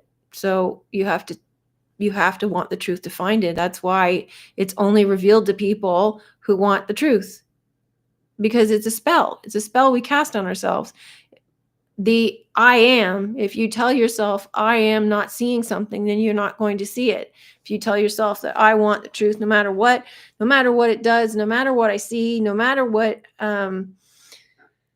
it destroys, then you will get the truth. And sometimes it's not pretty. So you have to be mindful of what you say to yourself, because if you are casting spells on yourself and you don't realize, I mean, we do it all the time. We do it all day long. I do it all the time. And I'm like, why am I getting this? Oh, I've been telling myself over and over again. Oh, okay. Stop saying that. And we don't even realize that that's what we're saying. And sometimes it's a little bit more subtle and harder to recognize, because we're not saying it consciously. We're saying it either subconsciously or unconsciously, in the sense that we're saying it, but we're not aware that we're saying it. And, like how many people do you know keep telling you, I'm broke, and then things around them break and they're poor all the time and they can't seem to get out of their situation? Is because they keep telling themselves that they're broke, so they perpetuate that. And if you told them, stop saying you're broke, start to recognize where you have money, start to recognize the money you do have, then things will start to turn around, because that's their focus. Their primary focus is on being broke. So they will always be broke until they stop saying that. So yeah, there's a lot of things we do not recognize that we're saying because it's automatic. We look at our 3D, we think that that's what it is, we repeat it, and then we believe it, and then it becomes reality in perpetuity until we change that.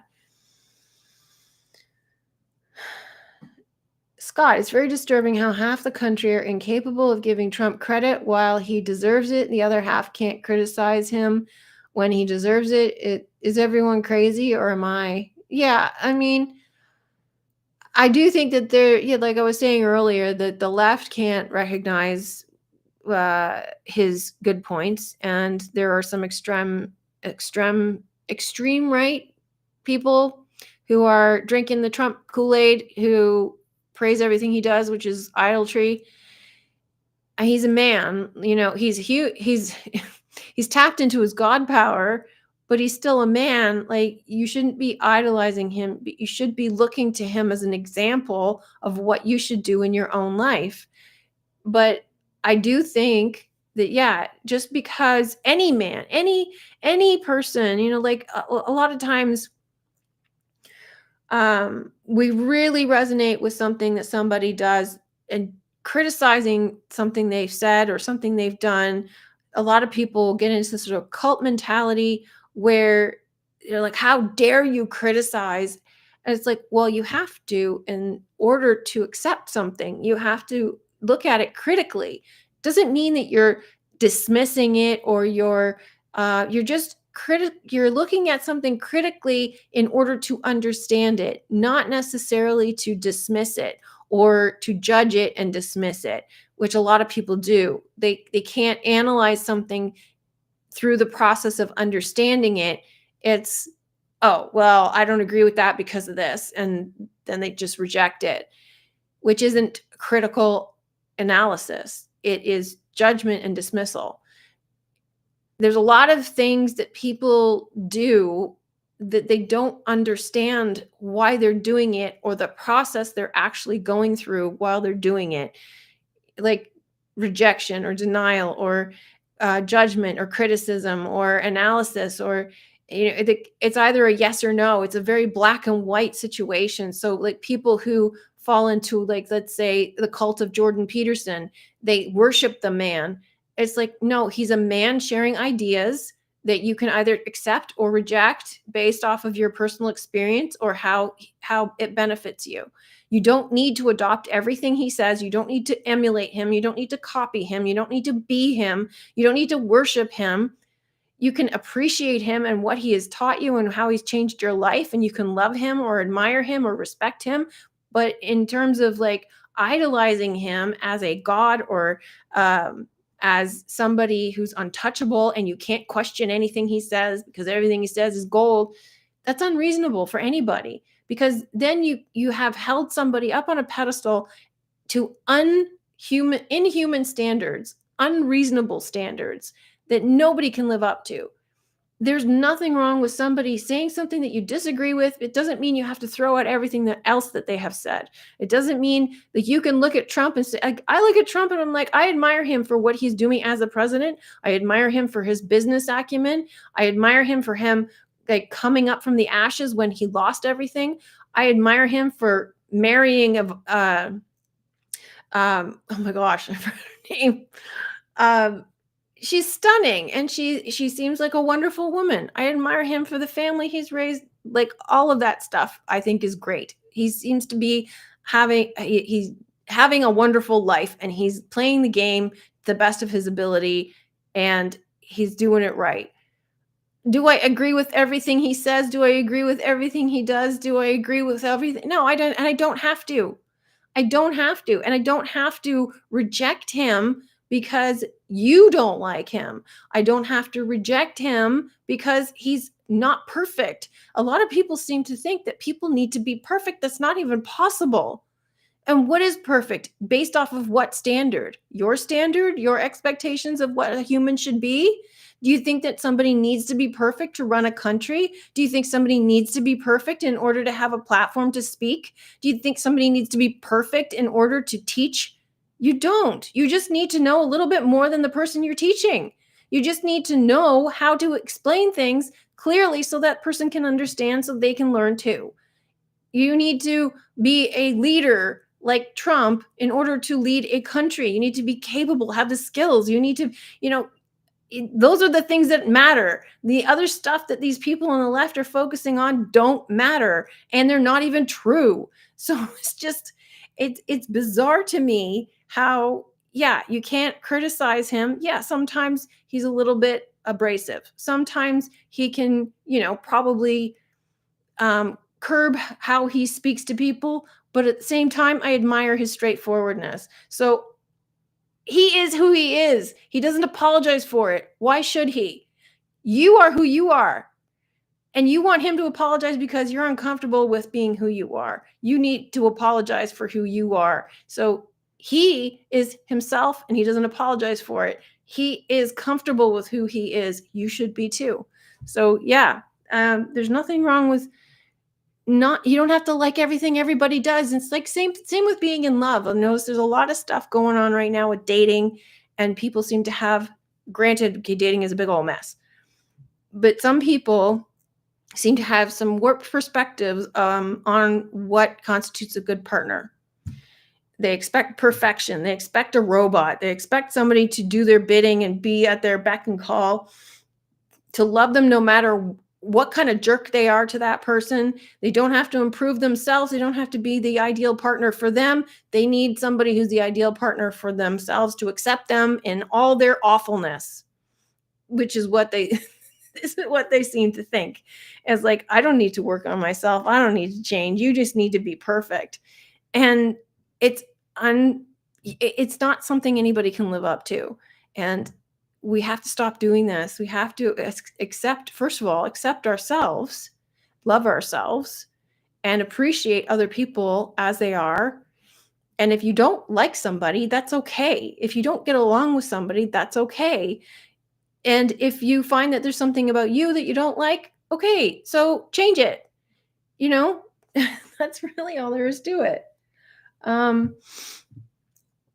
Where are we at in the chat?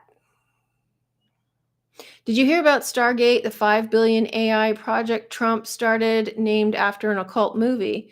No, but it sounds interesting. And probably a load of nonsense. Journeyman, there's no straight answer. Okay, we already answered that. It's disturbing how half of the country are, we did that already too. I might need to watch the end again. Some bits I didn't get. The end of what? What are we talking about?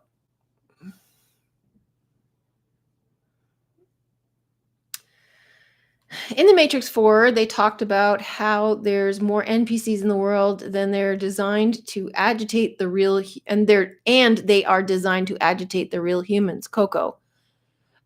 Yeah, that's interesting. Most people are NPCs.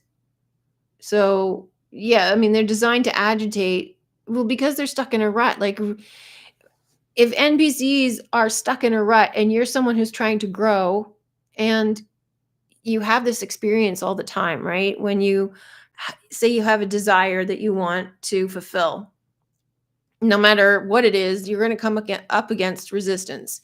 There's going to be the friend who's like, oh, what do you want to do that for? Because they're afraid that you're going to leave them behind, or you're afraid that you're going to change and they're not going to be able to relate to you anymore. Well, they're just an externalization of your own fear. They're just something there that you have to overcome. It's a representation of the old you, your old story. So you have to combat that. You have to be willing to let it go.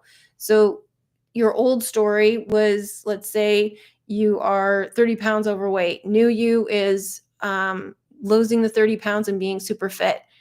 So your old you is going to come up against you and say, in the form of a friend who wants to go out drinking or wants to sit in front of a movie and eat tons of junk food. And you doesn't do that anymore. So you either have to bring that friend who represents old you into your new life, or you have to be willing to let them go. And chances are you're going to have to let them go because they're not willing to come with you. That's really all they are. But yeah, you're going to come up against resistance from NPCs because they're just an externalization of the story. And if you're trying to break out of a story into a new story, there's old story, gotta go. Journeyman, I was referring to the truth within texts, etc. One of the things I like about your work is that focus on the inner truth. Thanks, Journeyman. Yeah, exactly. Like,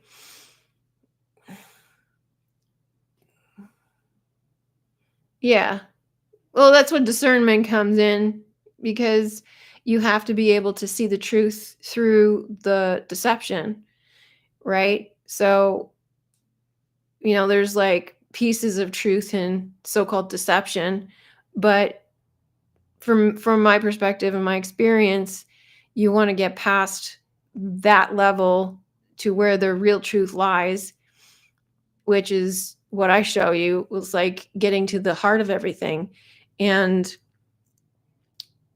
so, for example, like if you're in conspiracy circles and everything, they'll talk to you about like the CIA MK Ultra program and whatnot, which is a clue and a red herring, because the CIA MK Ultra program is not a real program. It's a red herring. It's a story they tell you. And it's also not real mind control. And basically it's telling you what real mind control is and what the real MK Ultra is, which is the pure transformation into your higher self. So you're getting control over your mind. That's what mind control is. Otherwise, other people will control it for you. Period. There is no other explanation for MK Ultra.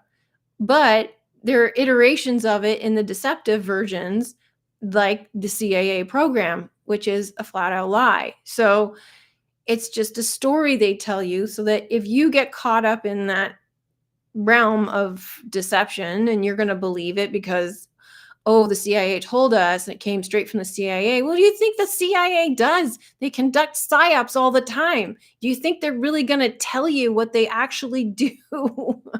No, they're not. They're going to give you something to bite on, something to chew on to say, well, this is what they're doing. Do you think they're going to tell you that's what they're doing? So this is the same with the JFK files. Do you think they're going to tell you that's what they did? No. It doesn't matter whether they're going to release the files or not. They're still not going to tell you the truth.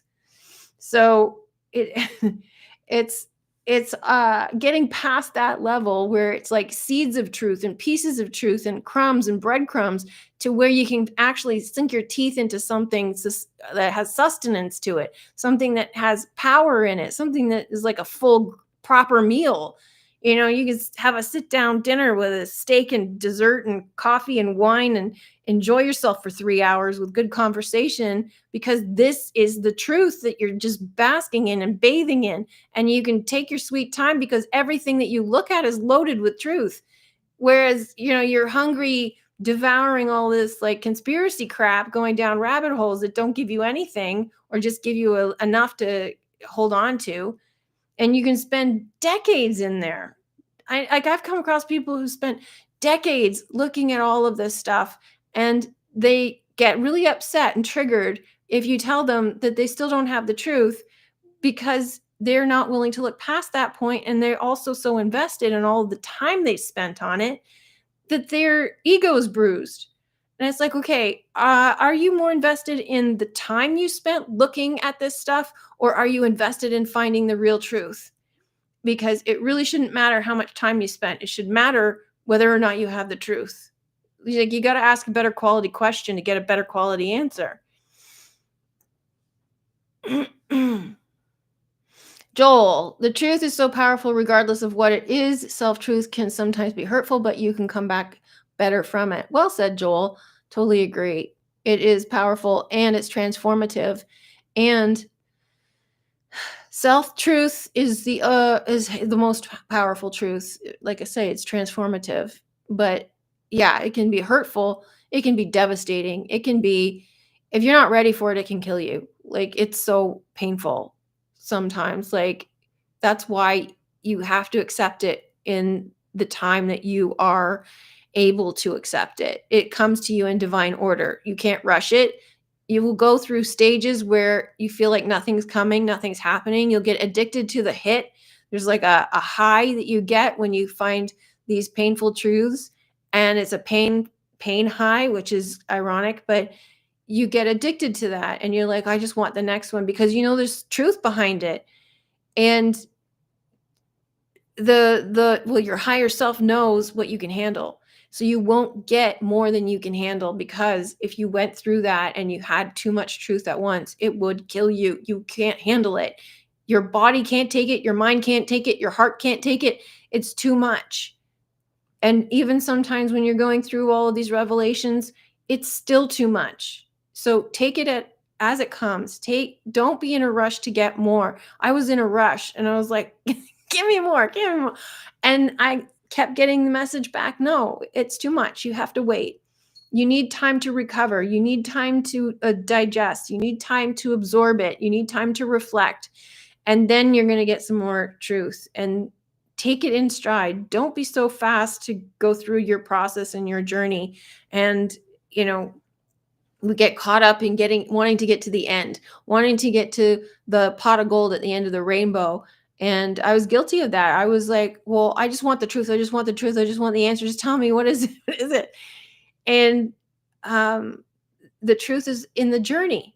And some people will tell you there is no journey. There absolutely is a journey. Absolutely is a journey.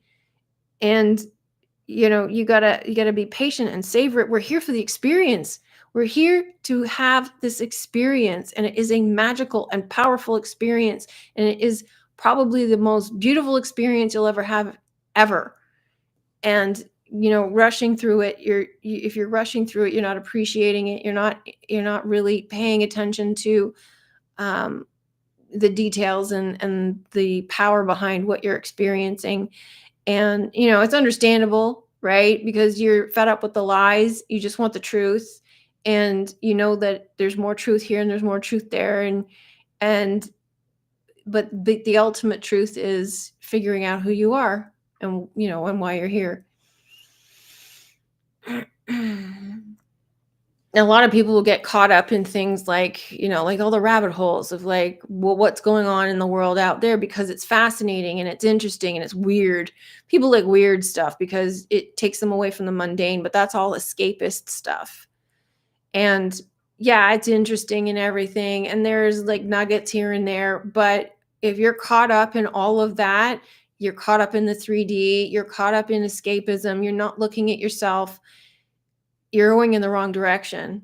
You need to bring it back to yourself, because that's the ultimate truth, is you. Where am I here? Journeyman, if you think about how dangerous it would be to have beings with the power to create without self-control, maybe this place is the equivalent of a driving test. Exactly. But we do have, well, to some extent. People are drawn to polarities and polarizing narratives. Once you give yourself over to them, you're not really making your own judgments anymore, just following a crowd. Yeah, well, to your point about how dangerous it would be to have people create without self-control, I think we see that. Like, the main, okay, first of all, we have our story built into us. We're going to live out a certain story when we come here, regardless. You have no control over that. It's destined. The point is to recognize it and overcome it and take control, right?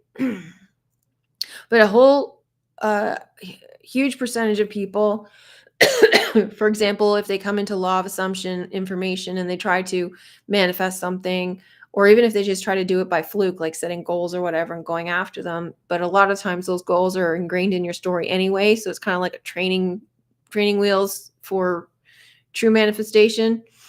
But like, you have people who, like in Requiem for a Dream, where they have a goal and they're so fixated on the goal and they're so fixated on the dream, but they don't know how to go about doing it, and then they spiral into negativity. And that's kind of an example of what you were saying, is like creating without self-control, where you are fixated on the wrong things. But that's also a path. Like, some people have come here to experience that negativity. Some people have come here to experience being an addict to certain things and going down in a negative spiral. And in some ways that can lead you to enlightenment, because you get so sick of the downward spiral that you're like fed up. Look at Eckhart Tolle. Like, he said, I can't live with myself anymore, and came to a revelation of, well, who's this self that I can't live with? So you get to the point where you're so fed up with how you're living that it springs you up to the top. And you have this brilliant revelation and insight. It was like, well, I'm not the body. This is not my life. I don't belong here. I can have whatever life I want. I'm not doing this anymore. And then you take control of your life and get yourself out of there. So, to have a negative experience, or what we perceive to be a negative experience, can be a very positive one. It's just not pretty.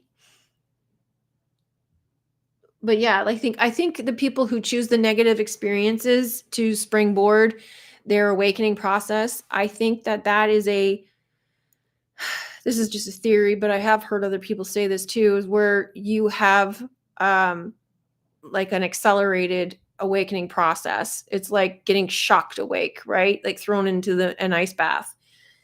to give them an opportunity to get so low that it shocks them into wanting to wake up, into waking up. And so their experience then gets utilized in helping other people empower themselves who are in a similar position.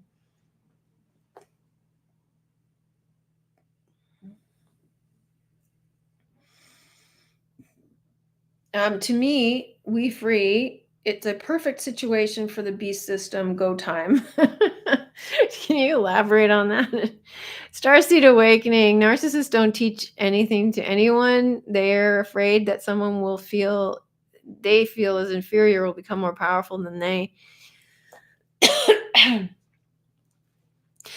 Well, they'll teach, but they'll teach so that that it feeds their ego, right? So yeah, like it depends on why they're teaching. I think it's probably better to not say that narcissists do certain things or don't have certain roles or whatever, because they can have certain roles regardless. Like a narcissist can be a helpful person because it feeds their ego, it feeds them in the sense of giving them the impression of being a good person when actually they don't feel good about themselves. So they get the accolades from people praising them, and they have this mask of being highly regarded in society. It also depends on what kind of narcissist you are. So you could benefit from being a teacher, and I'm sure there's plenty of teachers who are narcissists. But yeah, your point is valid in the sense that they don't want somebody who is more powerful than they are. And but I do think that that's also a natural human thing where you want to be capable and competent in what you're doing. And people just get insecure about stuff. So I think there's a distinction between being narcissistic about it and just being human about it. Joel Viner, oh wow, I didn't realize there's 4 movies. Yeah, there is.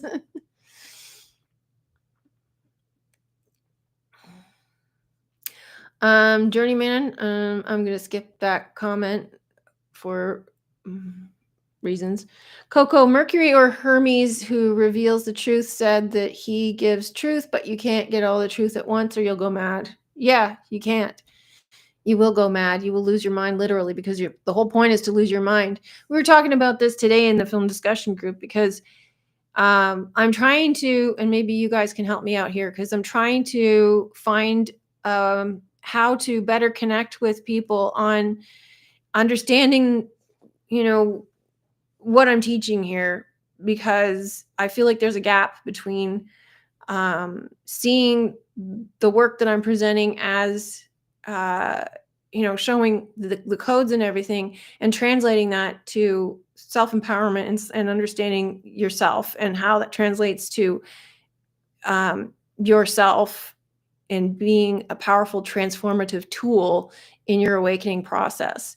I feel like a lot of, and I could be wrong, but I feel like a lot of the time, most of the interpretation is generally, here's some information, and sort of it's outside of me. It doesn't have anything to do with me.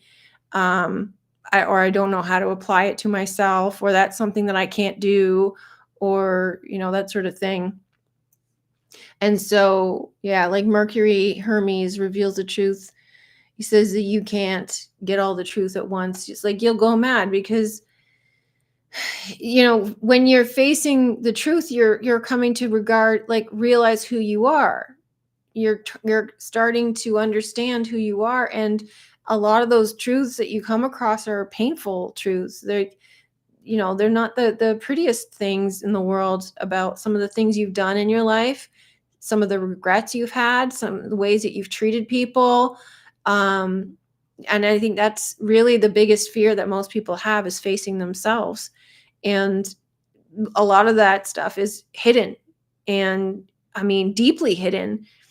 And some of it isn't even to do with this current life. So it's like, oh, okay, that's why I'm here. That's where I came from. And those things can be painful as well. But yeah, you're here to lose your mind, so you have to leave like the old way of thinking in order to accept a completely new way of thinking. And what I was getting at earlier is that that's a hurdle in really understanding what I'm presenting here, because it forces you to change your perception of reality and your perception of self. When you like, that's the power of this information, is that when you decode something yourself, it's supposed to transform you. You see things within yourself and your own story and within reality and connections between everything that blow your mind and change your perception forever. And it changes you forever in a positive way. And when we say that things, that the truth is painful, it's temporarily painful. It's not like it's a permanent state of pain. It's temporarily painful, but it's painful in releasing the fear and releasing the lies you've been telling yourself. And that's the painful part. And then accepting how much love is there is also painful. And this is really why you can't handle the truth, because there's so much love there. And we have come to this world without love, without true love. We have denied ourselves love to have this experience so that we can find our way back to love.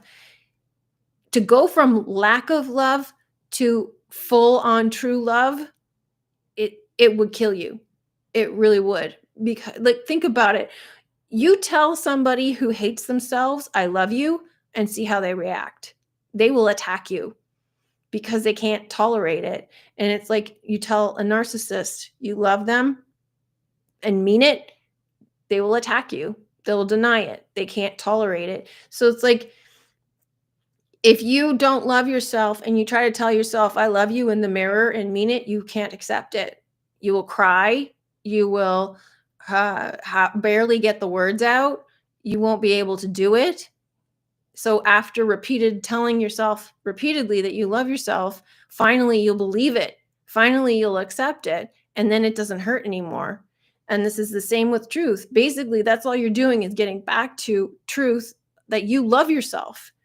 And you have to peel back those layers gradually, because it would hurt too much to accept that amount of love. It is so hard. It's so painful to recognize that you've denied yourself that love and to accept it. That's why you have to do it gradually. It's too much to take. Narcissists may not consciously teach. We learn from the experiences with them. Yeah, that happens too. I'm just talking about like a narcissist who like could be a teacher, but usually they'll probably be more like lecturers. They don't actually care if you learn. They'll just want to tell you what they know and want to look like, you know, that they know everything kind of thing. So they don't actually care if you learn, because it's not about you, it's about them, right? Let me share with you what I know and tell you what I know, and you ought to know it too, and worship me for telling you.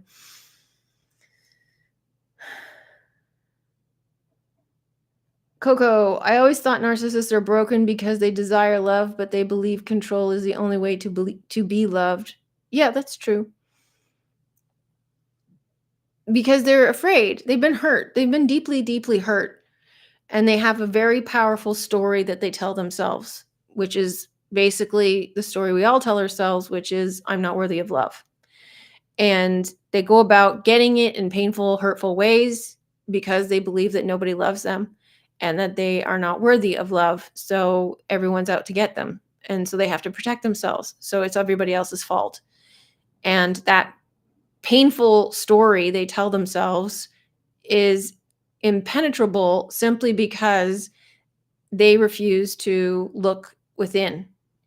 If they were capable of looking within, they could burst the bubble and change their story. But that requires taking accountability, and it requires looking within. It requires that level of ownership over your own life and agency to say, I'm in control of my own life, but they're a perpetual victim. They blame the external for everything. So for them to turn around and reflect within, to finally take accountability for their own life and responsibility for their own life, to say that they are the ones who create everything, is impossible. And we have to do that, and it's not easy for us either, but we eventually get there if we're persistent.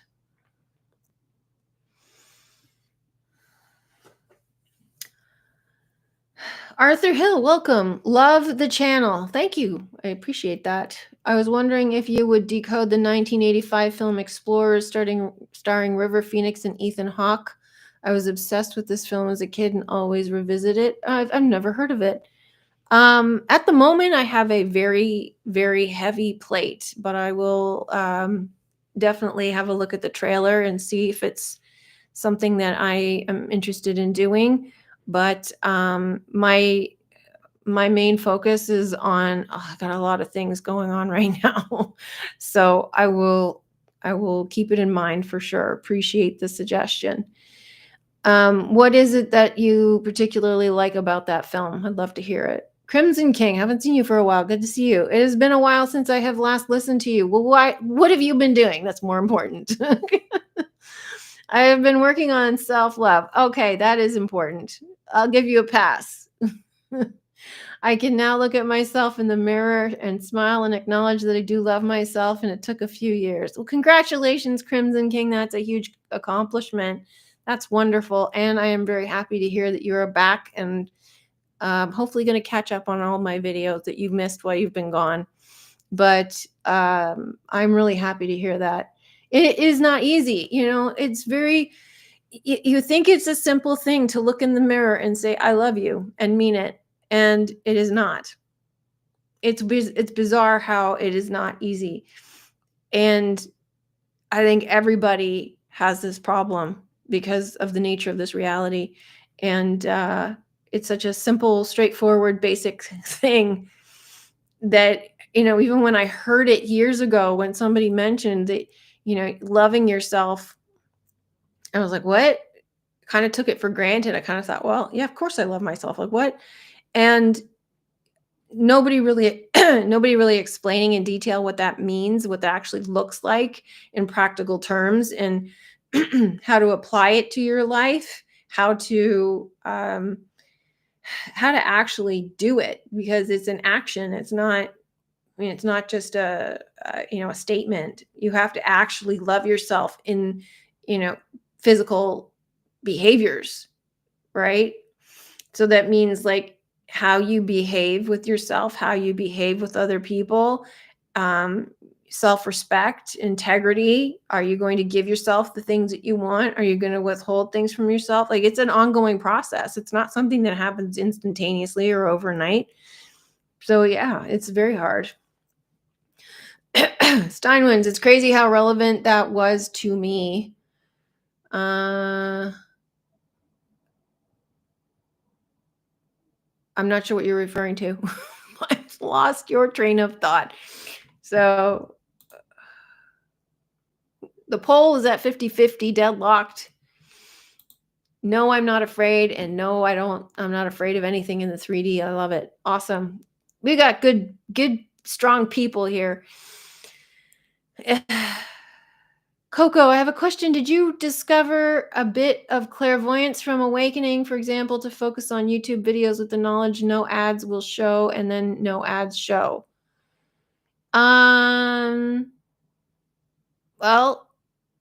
clairvoyance is really a form, in that example, is a form of law of assumption. Essentially, you're just assuming that there's not going to be any ads, therefore there aren't any, which is just law of assumption.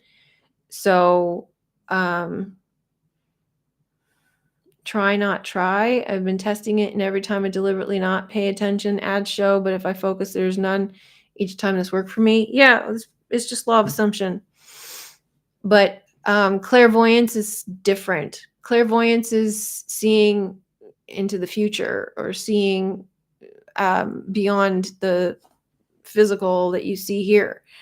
And yes, I have some clairvoyance, but I've kind of already had some before. I have a little bit of a lot of those things, and those abilities have strengthened with awakening process. What about anybody else? Anybody else have those powers strengthen? Clairvoyance, clairaudience, clairsentience. I've had a lot of deja vu lately, and psychic powers, telepathy, obviously, being able to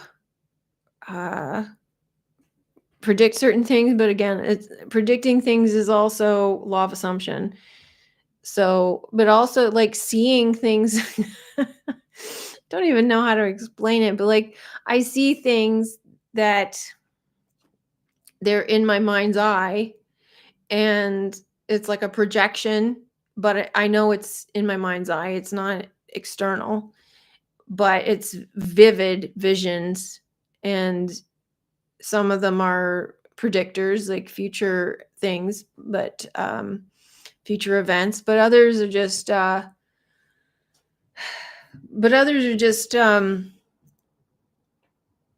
sometimes I've had like instant like images or visions of something that's about to pop up or about to come up, or a statement, like something's come into my head. Like there was one time I was on my way to the grocery store, and I don't think this was a manifestation, but it could be connected. But I just had an insight that I was going to meet somebody at the grocery store. So I changed what I was wearing and went to the grocery store, and I did meet that person. So I thought that was interesting. Like stuff like that will happen. It's just like an instant thought, or that's like that sort of thing. Like it's just being in tune with your higher self, or allowing those thoughts to come through and acting on them. And yeah, like that will happen a lot. Arthur Hill, the movie Explorers is about three kids that have the same dream, and it ends up being an alien message on how to build a spaceship or Merkaba sphere, and they build it and travel to the aliens. Oh, that sounds cool. It's much more than that, but that's the basic concept. It was directed by Joe Dante, the same director as Gremlins and Small Soldiers. Oh, I like those movies. Love to hear your take on it. Cool. Well, I'll definitely take a look and see if I have time. At some point, I'll take a look and see if I can fit it in. But no promises. I can't make any promises. I've got so much on my plate. So my street theater is crazy right now, like a movie, actual, more like a sequel. I love it. That's great. Reverend Galileo, hello, welcome. Good to see you. Have been listening while driving, just got home. Thanks for sharing, all relevant to my journey. Recently found a deep level of forgiveness for myself and the people in my life, past and present. Oh, congratulations. That's awesome. Yeah, I went through a similar phase as well, where I had deep insight into major truths, and recognized how I hurt people, not knowing, like I didn't do it intentionally. It was just like a choice that I made had hurt people. And I was deeply regretful and felt really bad, and, had to forgive myself, and stuff like that. So, that was just one example, but yeah, that was really hard to face. But, some of those things are going to come up. Crimson King, not strengthened, but I do acknowledge that there are more than the five senses. I have picked out bad people from the crowd a few times. Skills learned in a rough childhood. Well, that's good. That's helpful. But yeah, like Yeah, like we were talking earlier about bad people, and it is helpful to have that skill to recognize, like, the narcissistic mind, bad people, whatever, because those people might pop up in your experience from time to time. And when you recognize them, you're able to filter them out, because it's basically behavior you're not willing to tolerate. But in terms of, like, fixating on it too much and trying to understand it, or theorize on it, or philosophize on it, it's better to spend that time focusing on yourself and investing in yourself. But I know that's not what you're talking about, but I'm just saying we were talking about that earlier. Anthony Perks, hello, welcome. On a deep psychedelic journey, once I asked for the ultimate truth. The answer was love. Everything thereafter was shown as love. Even violence stems from love. We are built from love. Yeah, exactly. That's beautiful. That's one thing that a lot of people can't understand, that even violence stems from love. Narcissism stems from love. Narcissists are just heartbroken people who can't love themselves, and so they're desperately trying to get love from the external and feeling unloved at the same time, and they go about getting it in painful ways because they're in pain. Joyful. I think so many of our skills and talents we take for granted and often dismiss unconsciously. Mindfulness helps us to pay more attention. Yes, very powerful statement for sure. I think one of the things lately I've been focusing on is gratitude. And even when I think that I'm being grateful, I can now see that there were times where I thought I was being grateful, but I wasn't. And I was like, I really should have appreciated that more. I really should have appreciated that more. Why was I think so quick to look past that? And it's the same sort of thing as, like, looking at the present and wanting it to be different, or saying, well, yeah, that's great and all, but I need more, or yeah, that's great and all, but I need this instead, or not fully appreciating what is happening now, but saying, yeah, that's great, but it's not enough. It's not enough. I need more. Gimme, gimme, gimme. And yeah, like, it's very easy to fall into that trap of lack. And even though you feel like you're being grateful because you're saying, yeah, I really appreciate this. I'm grateful for this. Now give me more. It's like, you know, um, yeah, it's an interesting process and a balance to acknowledge how, even when you think you're doing something, you may not be doing it. And there's always improvements that you can make. And so focusing more on being present and appreciating the now, and focusing more on what I have now, and really, really being grateful for it. Like, there there's times where there's times where I cry because I'm so grateful. I'm so grateful to have this channel, to be able to share this information, to be privy to this information, to be able to share it with you, to be able to do what I do and see what I see, and to have this truth, and to how it's changed me, how, like, the experiences that I've had as a result of it. I mean, and then anyway, I go on a big tirade of how grateful I am for all of that, and it makes me cry, because it is so unbelievably powerful, and it's so easy to take it for granted.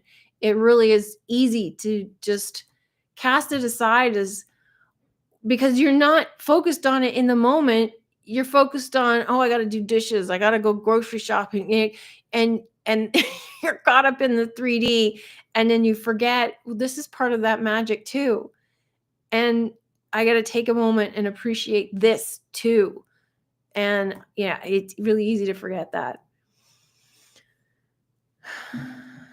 And yeah, it's like skills and talents are part of that for sure, because we dismiss it unconsciously. And um yeah, like, it's not just skills and talent, but it's like the things we have around us, like skills, talent, people, love, our needs being fulfilled, like all of the things we think we need, we already have. And I've been through going through a process of realizing that and seeing that, and recognizing that, like you were saying before, like when you see something violent that's actually love, how do you reconcile that?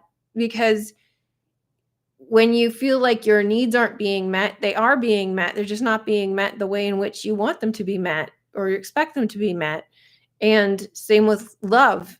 You want love, it's coming for you, but you may not be receiving it in the way that you want it. So you're looking at it and saying that's not love, but actually that not love is love. In reflecting the not love to you, it's showing you what you want, which is love. So it is love.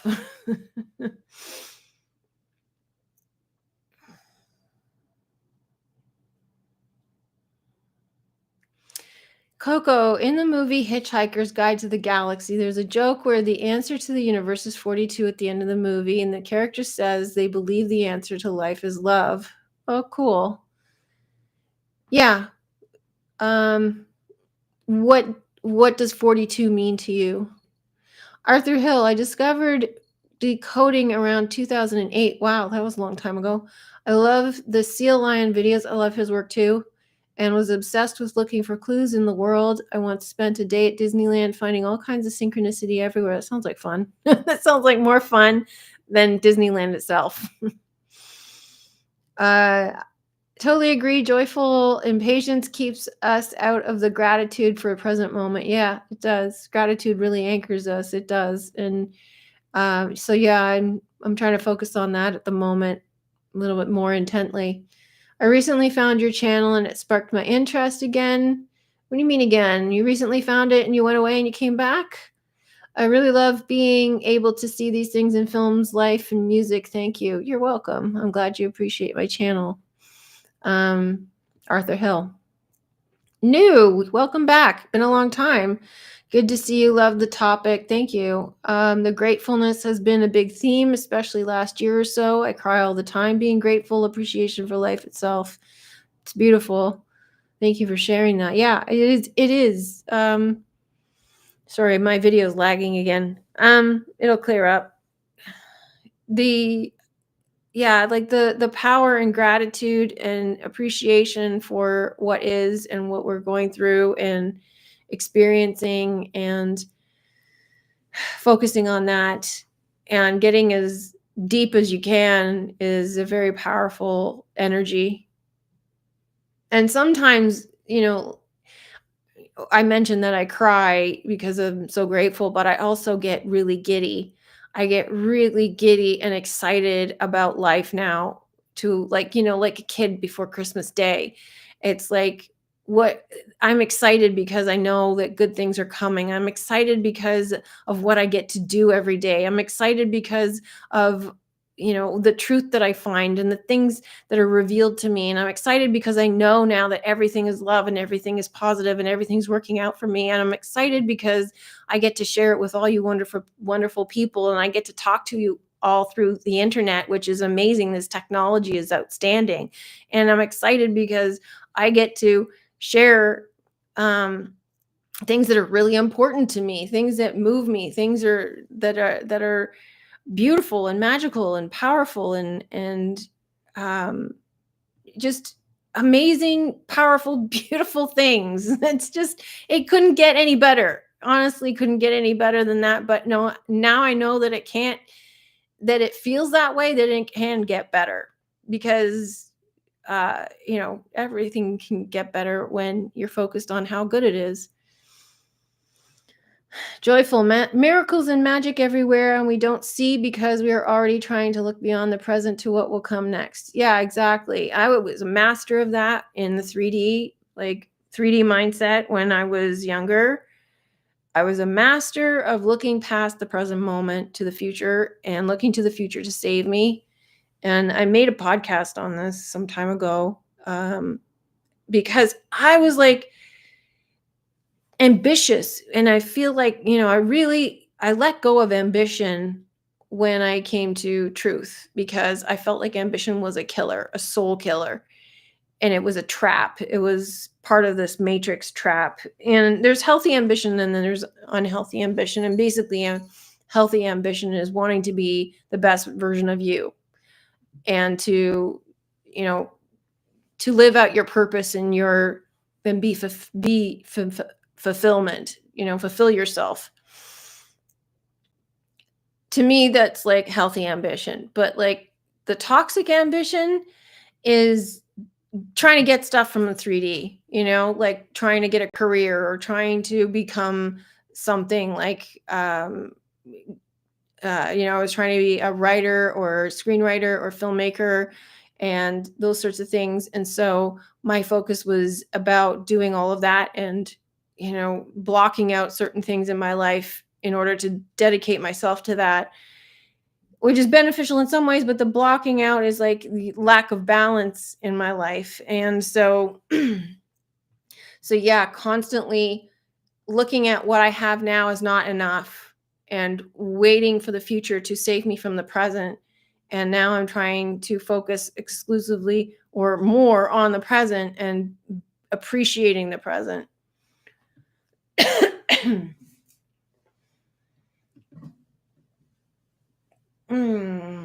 42 degrees is the angle of a rainbow, equals light equals love. Beautiful. Sounds great to me. All right, everybody. I've been talking for a long time. It's 2.5 hours, and I have to keep coughing. So I'm going to end it here. But I really, really enjoyed myself. Usually I only talk for an hour, but we're having so much fun, so I just kept going. And thank you for participating in the poll, and thank you for participating in the chat. And if you can give this video a thumbs up, that would be great. Really appreciate it. I need some interaction here to put this channel out to more people like you, because my channel is small but growing. And we're going to grow this together. So if you don't mind giving it a thumbs up, really appreciate it.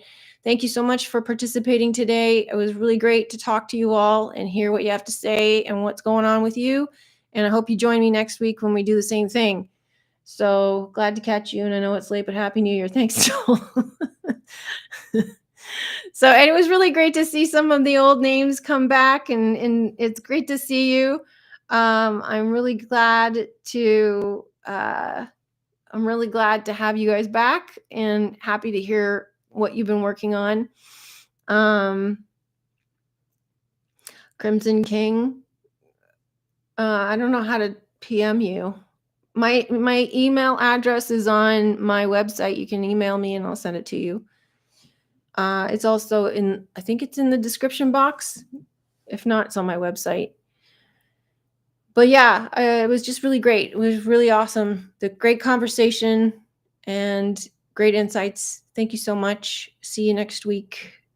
Just to repeat what happened yesterday, if you're interested in the severance discussions we have on Saturdays, we moved it from 5 p.m. to 11 a.m.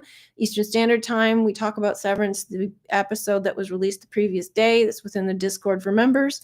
And film discussion group is canceled for next Sunday. We're going to be resuming it on the following Sunday. We'll be talking about A Beautiful Mind. And I think that's going to be very powerful. So that should wrap up the Jennifer Connelly series. And that's proving to be a very powerful series. So hopefully you join us, and I'll see you next week. All right. Bye, everybody.